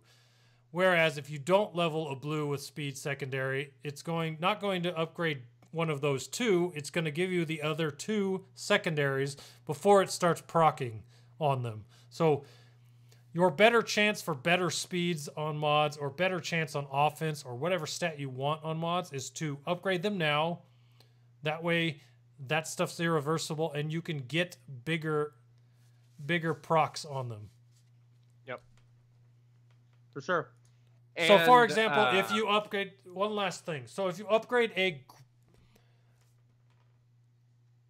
never mind. I can't explain this correctly right now, but since you're kind of on this topic, and soon that advantage of getting the guaranteed procs will go away once this update comes. So make sure you look through your mods and find something. If you want to upgrade it, upgrade it.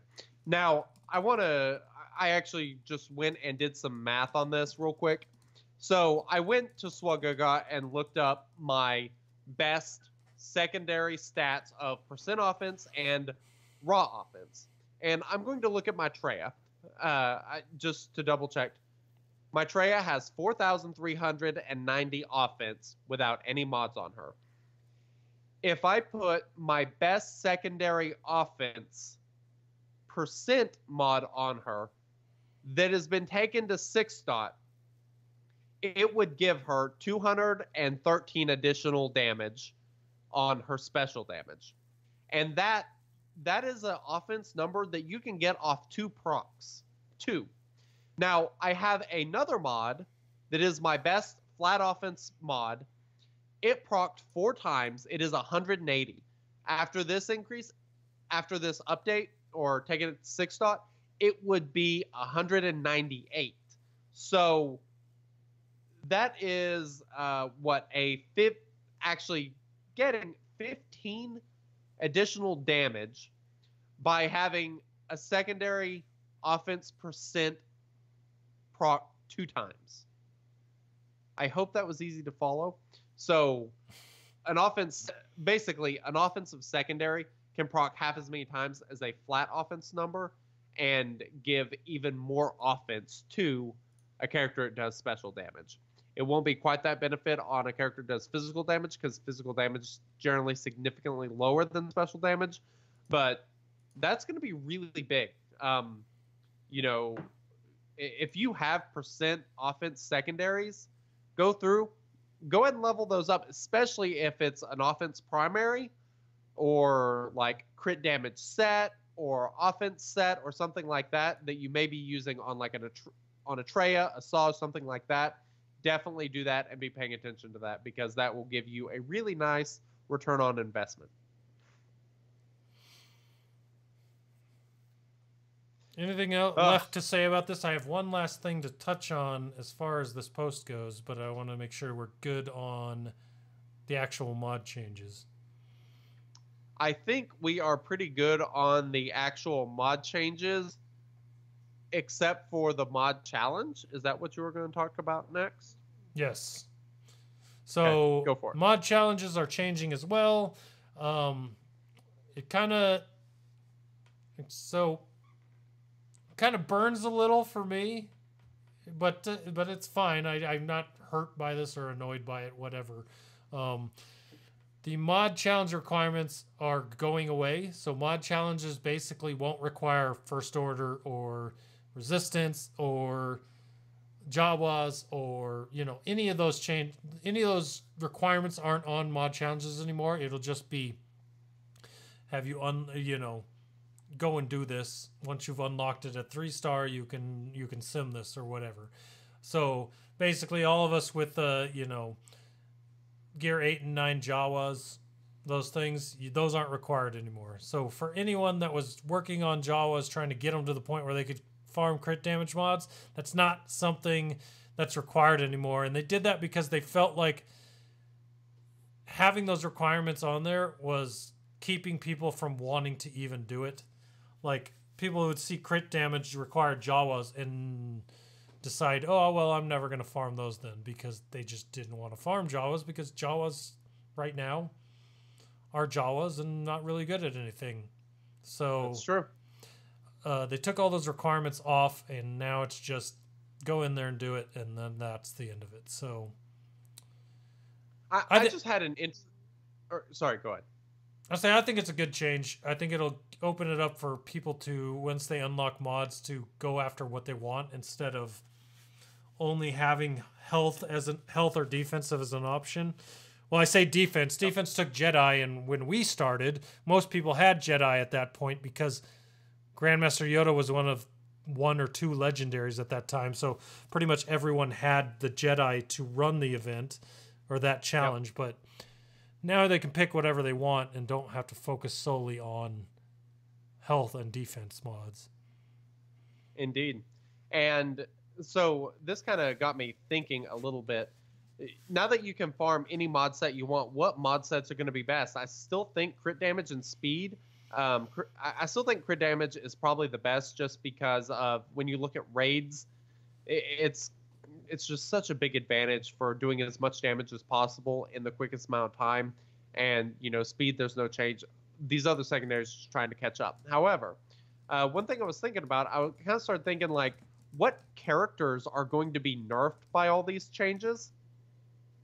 Or not really nerfed, but not helped in any way. And one that I thought about that's kind of interesting is Thrawn. Everything you want on Thrawn is not getting increased. You want protection because he recovers protection. You want speed so you can get fracture out. He's not getting any benefit from these stat increases, which is interesting because he's probably the most plug and play character in the entire game at this point. So that I just kind of thought was a little bit interesting. I also find it interesting that apparently, as far as chat goes, I'm being told that mods came out a month before Emperor Palpatine, so really it was only Grandmaster Yoda when mods came out. Had to have been longer than that. Yeah, I thought- I thought so too. Huh. I was thinking it was like 4 months. Interesting, though. If it was that short of a period, that would be interesting. So the last suggestions from CG for the next couple of weeks. Make sure you complete your mod battles in preparation for Tier 9, because there's going to be a new tier of those to get salvage and such. So make sure your mod battles are completed up until that point so that you're ready. To unlock mod challenges, you had to finish all mod battles as far as I remember. So for the most part, unless you're a new player, you're already done with that. Did you? I don't think you did. I think you had to open them all. I can't remember. It's been too long. Yeah, there's something weird about the way they open. I don't think you actually have to complete all of them to do it, but I assume from the sound of it, you'll probably have to complete them all for Tier 9. We'll see, but yeah, for sure it'll be just like PvE nodes.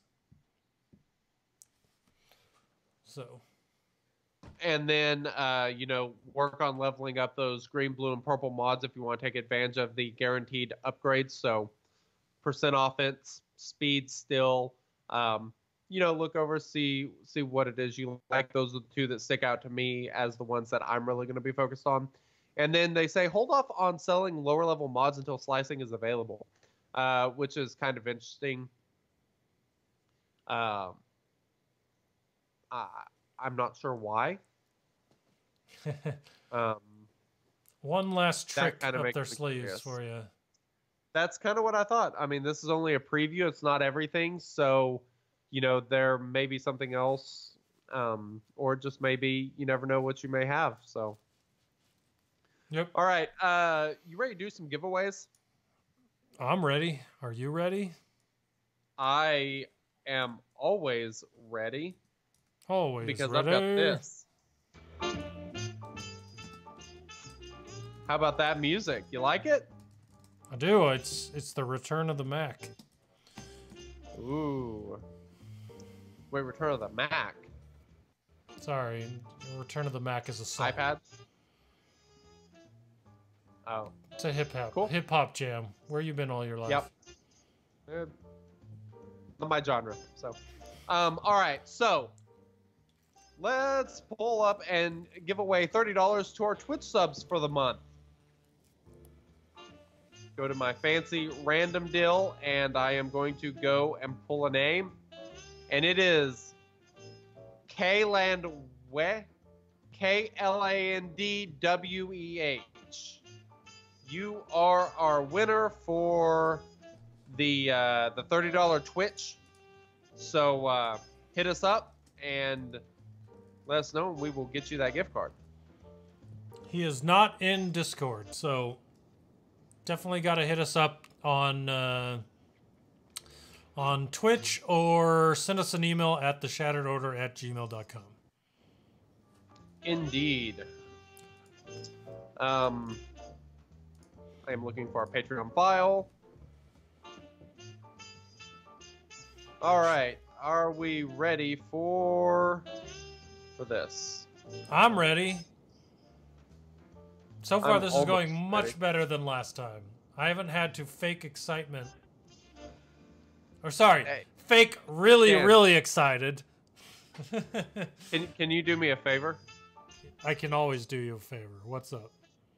Can you fake some excitement for me? Hell yeah, I can fake some.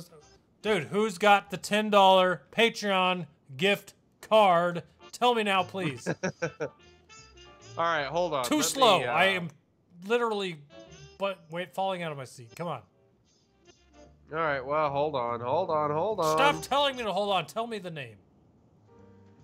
I gotta know. All right, we'll do the $10 one first. Well, I what thought did we do? already knew that. What's the name? Well, I'm delaying. Oh gosh, come on, man. I gotta. Well, hold on. Do you know how to unzoom Safari? I zoom Safari and I can't see squat. Oh my god, this is terrible. Hold on, I have to open a new browser because I cannot see anything in my Safari page. You know, did I something in literally 610. just said this was going way better than last week or last month, and you totally went and ruined it. I'm gonna start. I don't know what I'm gonna do. I gotta. You gotta sit here and listen to some sweet jazz. Oh man, you're killing me, Smalls. I was so excited for the $10 gift card, and now I'm. Oh my god, this is a disaster. I had it all set up. I was ready, and then I just screwed it up. Oh my god. Okay. All right, let me go. All right. Here we go.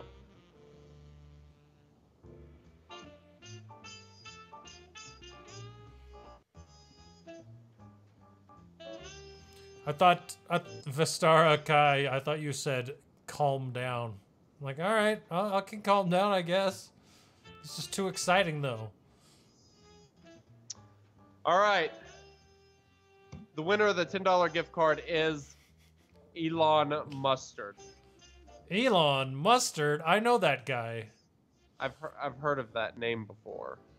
How do I know that name? So Could be in the Shattered Order.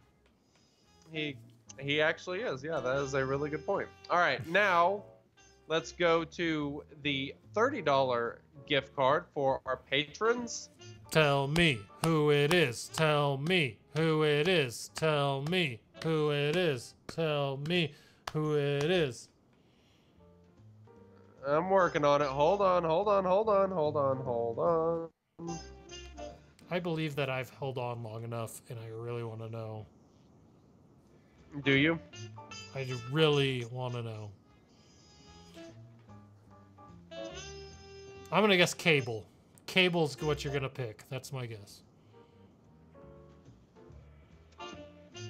It is not going to be Cable.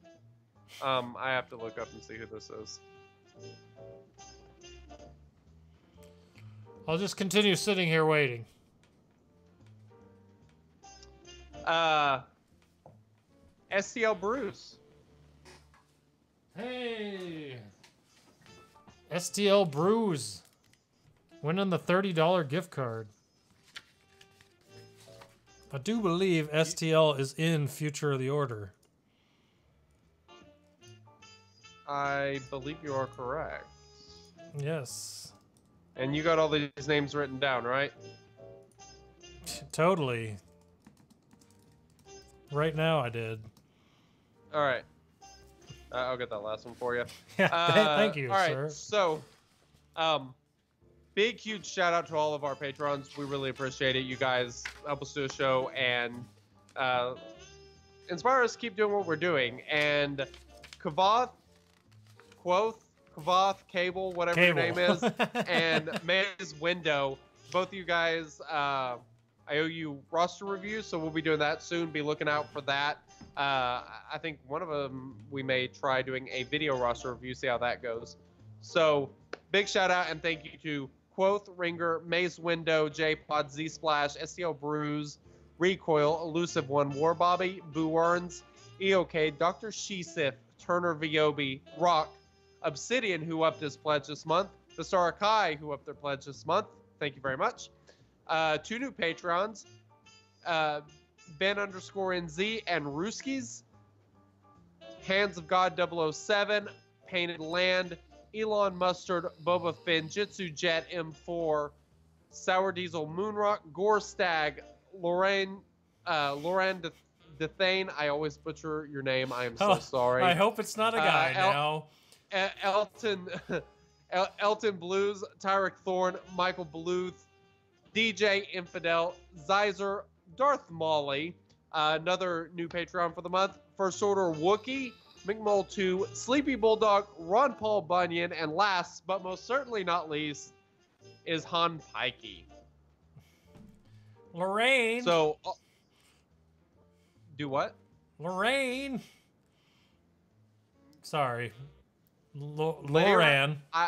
Leorin is my guess. Can Leorin. you please just send me like an audio clip pronouncing your name so I don't butcher it every time. I really feel terrible about it. So that covers all the giveaways this week. That was 4 giveaways. We gave away $70 in gift cards and Blue Designs giveaway. We have another Blue Designs giveaway due here pretty soon. So that is always so much fun. And I think it's time for me to crush you in some trivia. I do think that's wrong. Why? Are you gonna play the sounder or what? How is that wrong?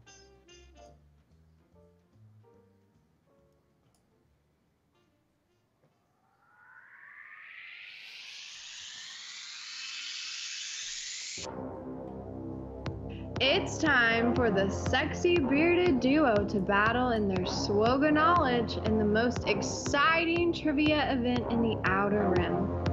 It's time for the Shattered Order Trivia. May the Force be with you. So you just reminded me of something, and have you ever tried to teach a 3-year-old how to fist pump? No, I haven't. So this is what it looks like, right? This is what it looks like for a 3-year-old. Just reckless arm waving. Just arms flailing everywhere. Because my son Nolan thinks it's the most hilarious thing in the world to fist pump. So I will do it just to make him laugh, and then he'll try to do it, and it's just everywhere. It's hilarious. Nice. I'm like, I'm making you laugh, and you're making me laugh. This is for 2 totally different reasons. Anyways. Yeah. That's here we go. Ooh, that's a good sound. All right, we got some trivia music finally. The score is 13-10. I am up as we go into episode 3 of this season, I believe. And I am not excited about this topic. You're probably going to crush me, or you should.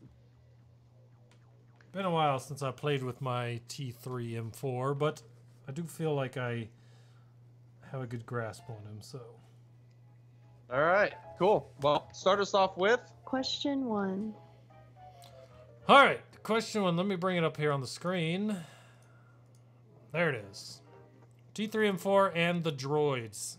Question 1. Ooh. T3M4 can do all of this but one. Which is it? Cleanse and heal an ally. Remove turn meter from all enemies. Dispel all enemy buffs. And increase allies' crit chance and crit damage.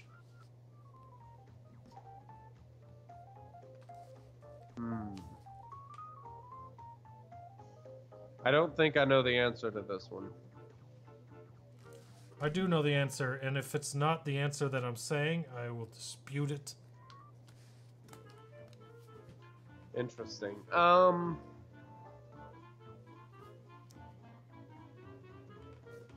This is odd. I'm not getting the whole question on the screen, so let me fix that. You should fix that. All right, I have got my answer. Do you have yours? Yep. All right. All right. So my answer is C. That is my answer as well. Because he does dispel buffs on the enemies, but it's all defense buffs, not all buffs. Ah, interesting. So the answer is C. Dispel all enemy buffs. Just defense buffs. Woo! So that puts Team Hermit Yoda at 14 and Team Wampa at 11. True that. Question 2. Question that. Question 2. The droids are the only faction that have characters with abilities that produce blank.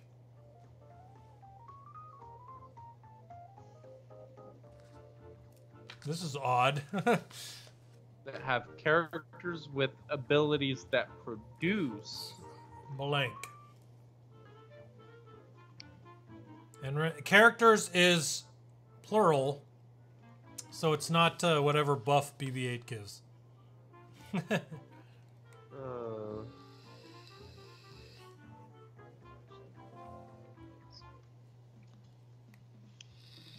Actually, I think it is.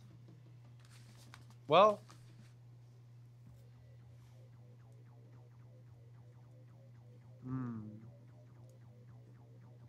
The answer is turn meter. yeah, I'm sure it is. Totes turn meter. This is tough. I do not know this. The droids are the only faction that have characters with abilities that produce a blank. Okay. Blank. This is tough without the multiple choice. Let's see here. I can think of a lot of things that this could possibly be. I don't know the exact context that the question's looking for. Because I can think of a few things that are very unique to them, but God, I do not know.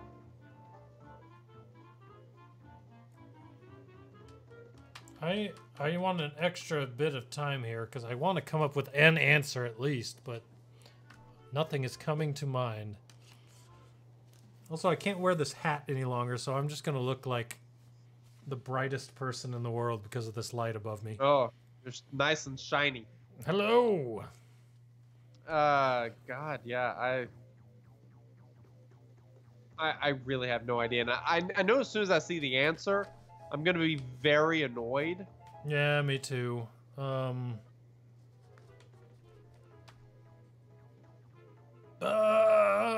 don't have an answer. I can't think of anything. All right, I'm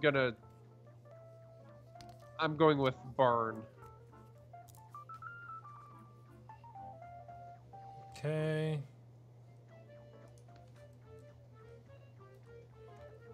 Fog/smoke. I guess it wasn't a buff or a debuff or an ability thing, but like the look, visual of the ability. Okay, yeah. That is interesting. Never really thought about that. Question 3. True or false? If false, correct it for a bonus point. Ooh. T3 and 4 can cleanse the droid ally and heal them for 50% health and 50% protection. This is the most combined percent of healing for a target ally out of any abilities in the game.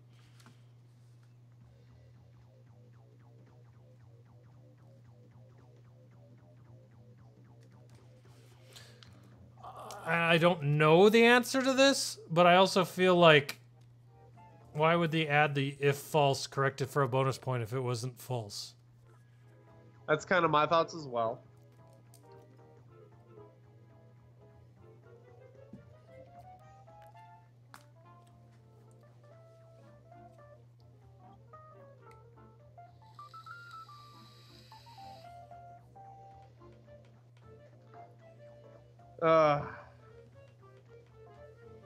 Yeah, I've got my answer.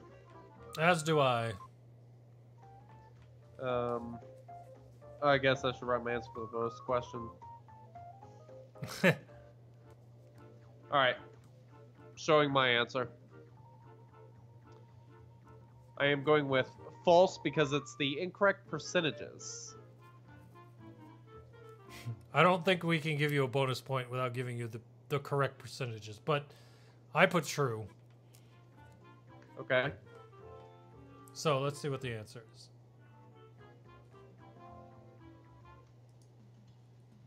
True. It says Captain Han and Amilyn Holdo come the closest, and while both can heal for only 40% health and 20% protection, their abilities apply regardless of faction. Interesting.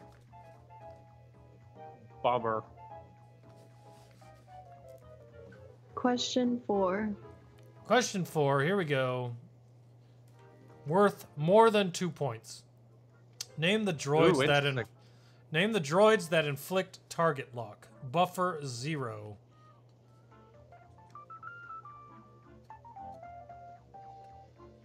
says, then for bonus point, name the one that inflicts target lock for 3 turns, where the others only inflict for 2.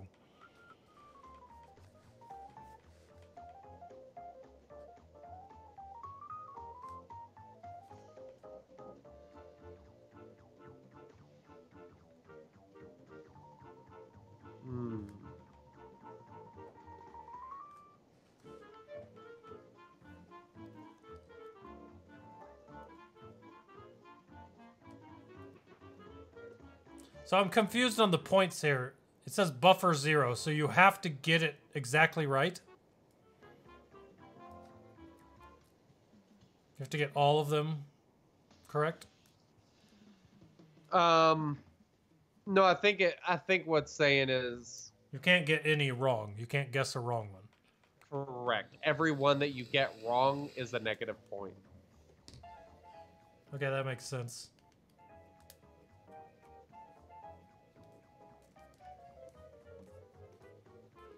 All right, I got my answers.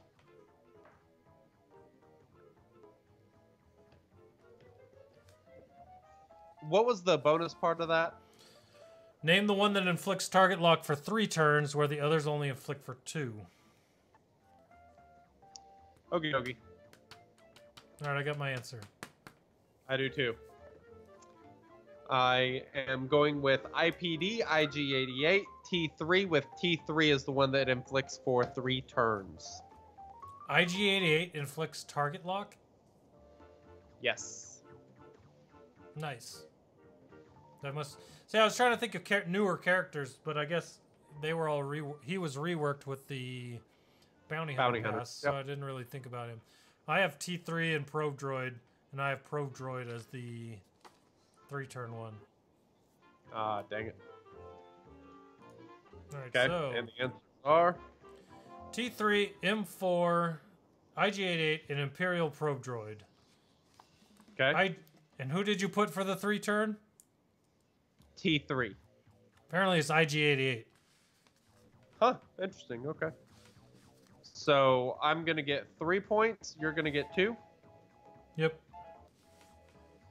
That makes the score 17 to 14. Yes, sir. As we go into... Question number 5. All right, question 5. Up to 3 points. More and more teams practically need a way to passively gain turn meter to be viable in Arena. Some droids, like R2 and BB-8, gain turn meter after doing certain abilities.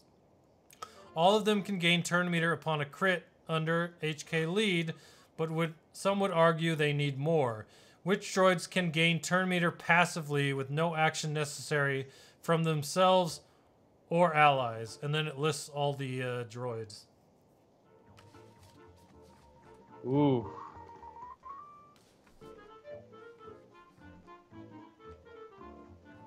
Ooh. This is quite tough.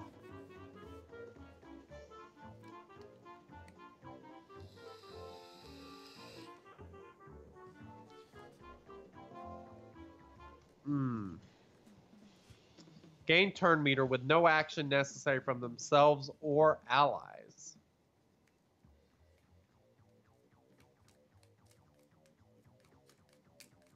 Holy crap, this is... Remember, it's up to 3 points, so you have to pick 3. Or you don't have to pick 3, you can pick 1 or 2 or 0. I prefer you pick 0, but that's me.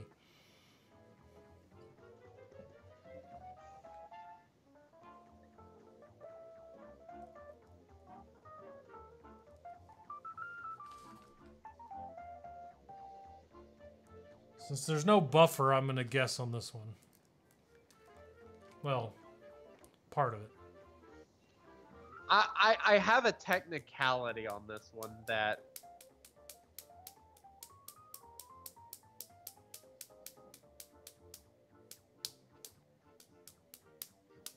I have an answer that I am pretty certain nobody would argue with me as being incorrect. However, it's not the answer that's going to be shown. I am quite confident. What does that mean exactly? I will explain whenever we show answers. I'm trying to decide if I want to go that route or not. I like how you said no one would argue with you is that it's incorrect. Is that what you meant to say? Yes. Well, that's a weird way to put things.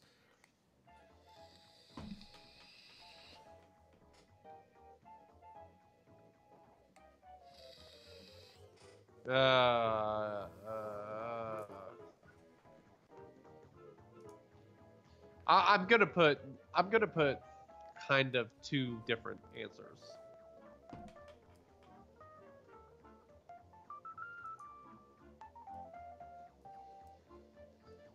Okay. Then I'm gonna put a separate answer because why not?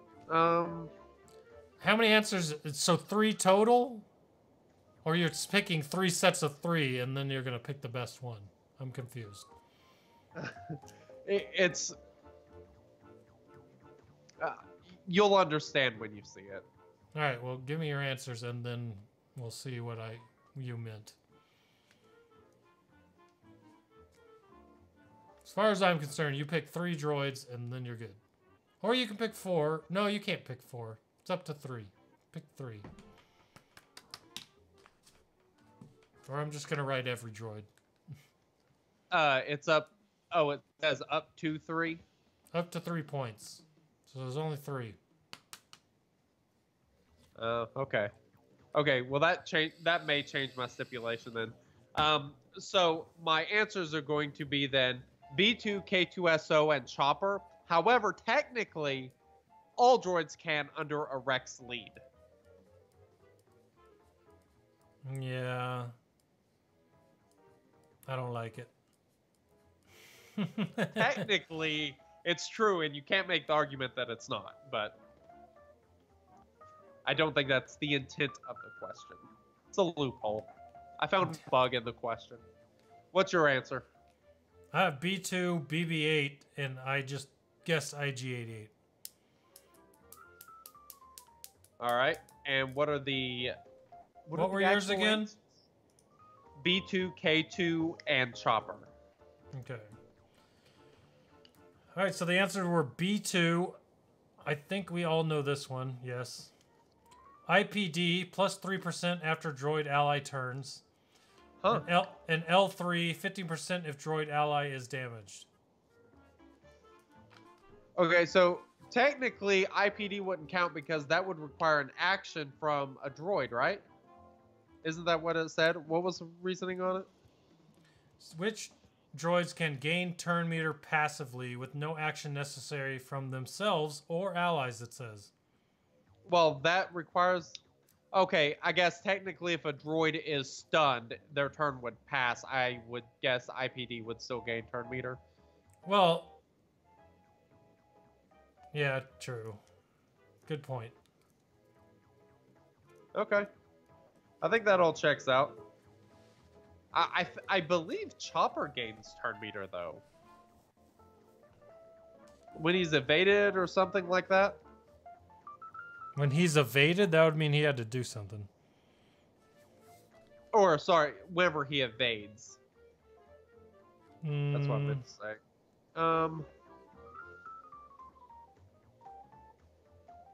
Let's see.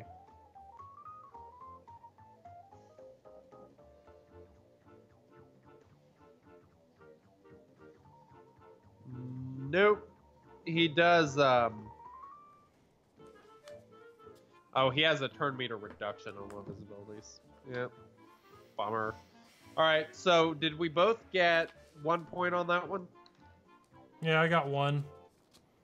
You didn't have L3? You said T3. I did not. Yeah. Okay. Yeah, we both got 1 there. So that makes it 18 to 15 at the end of this week. And we will have a new winner next week. 18 to 15. Did I just add 1 to me and not to you? Probably. Nice. Okay. You tend to cheat often, so. Next theme next week is mods, I guess. Ooh. So there's that. Hope so. Cool. Well, this was fun. It was fun to talk about and nerd about mods. You know, can't wait till we get more information. They did say several weeks until that update's available, so who knows? Well, as I guess it's time to get out of here, patreon.com/shatteredorder, discord.me/shatteredorder. Come chat with us. The website's obviously shatteredorder.com. You can find just about everything there. Make sure you subscribe, leave us reviews on iTunes, and do not forget to sub to us on YouTube. Want to get those subbers up, and don't forget, sub on Twitch. Give us a Twitch sub if you're an Amazon Prime member. That way you can get advance notices of, you know, things like Blue Design giveaways and get eligible for a $30 gift card. Like, why would you not want a gift card, people? Come on. Anything else? I think that's it for me. So from all of us here, all two of us from the Shadow Order podcast, have a great week, and we will catch you again next week. Later.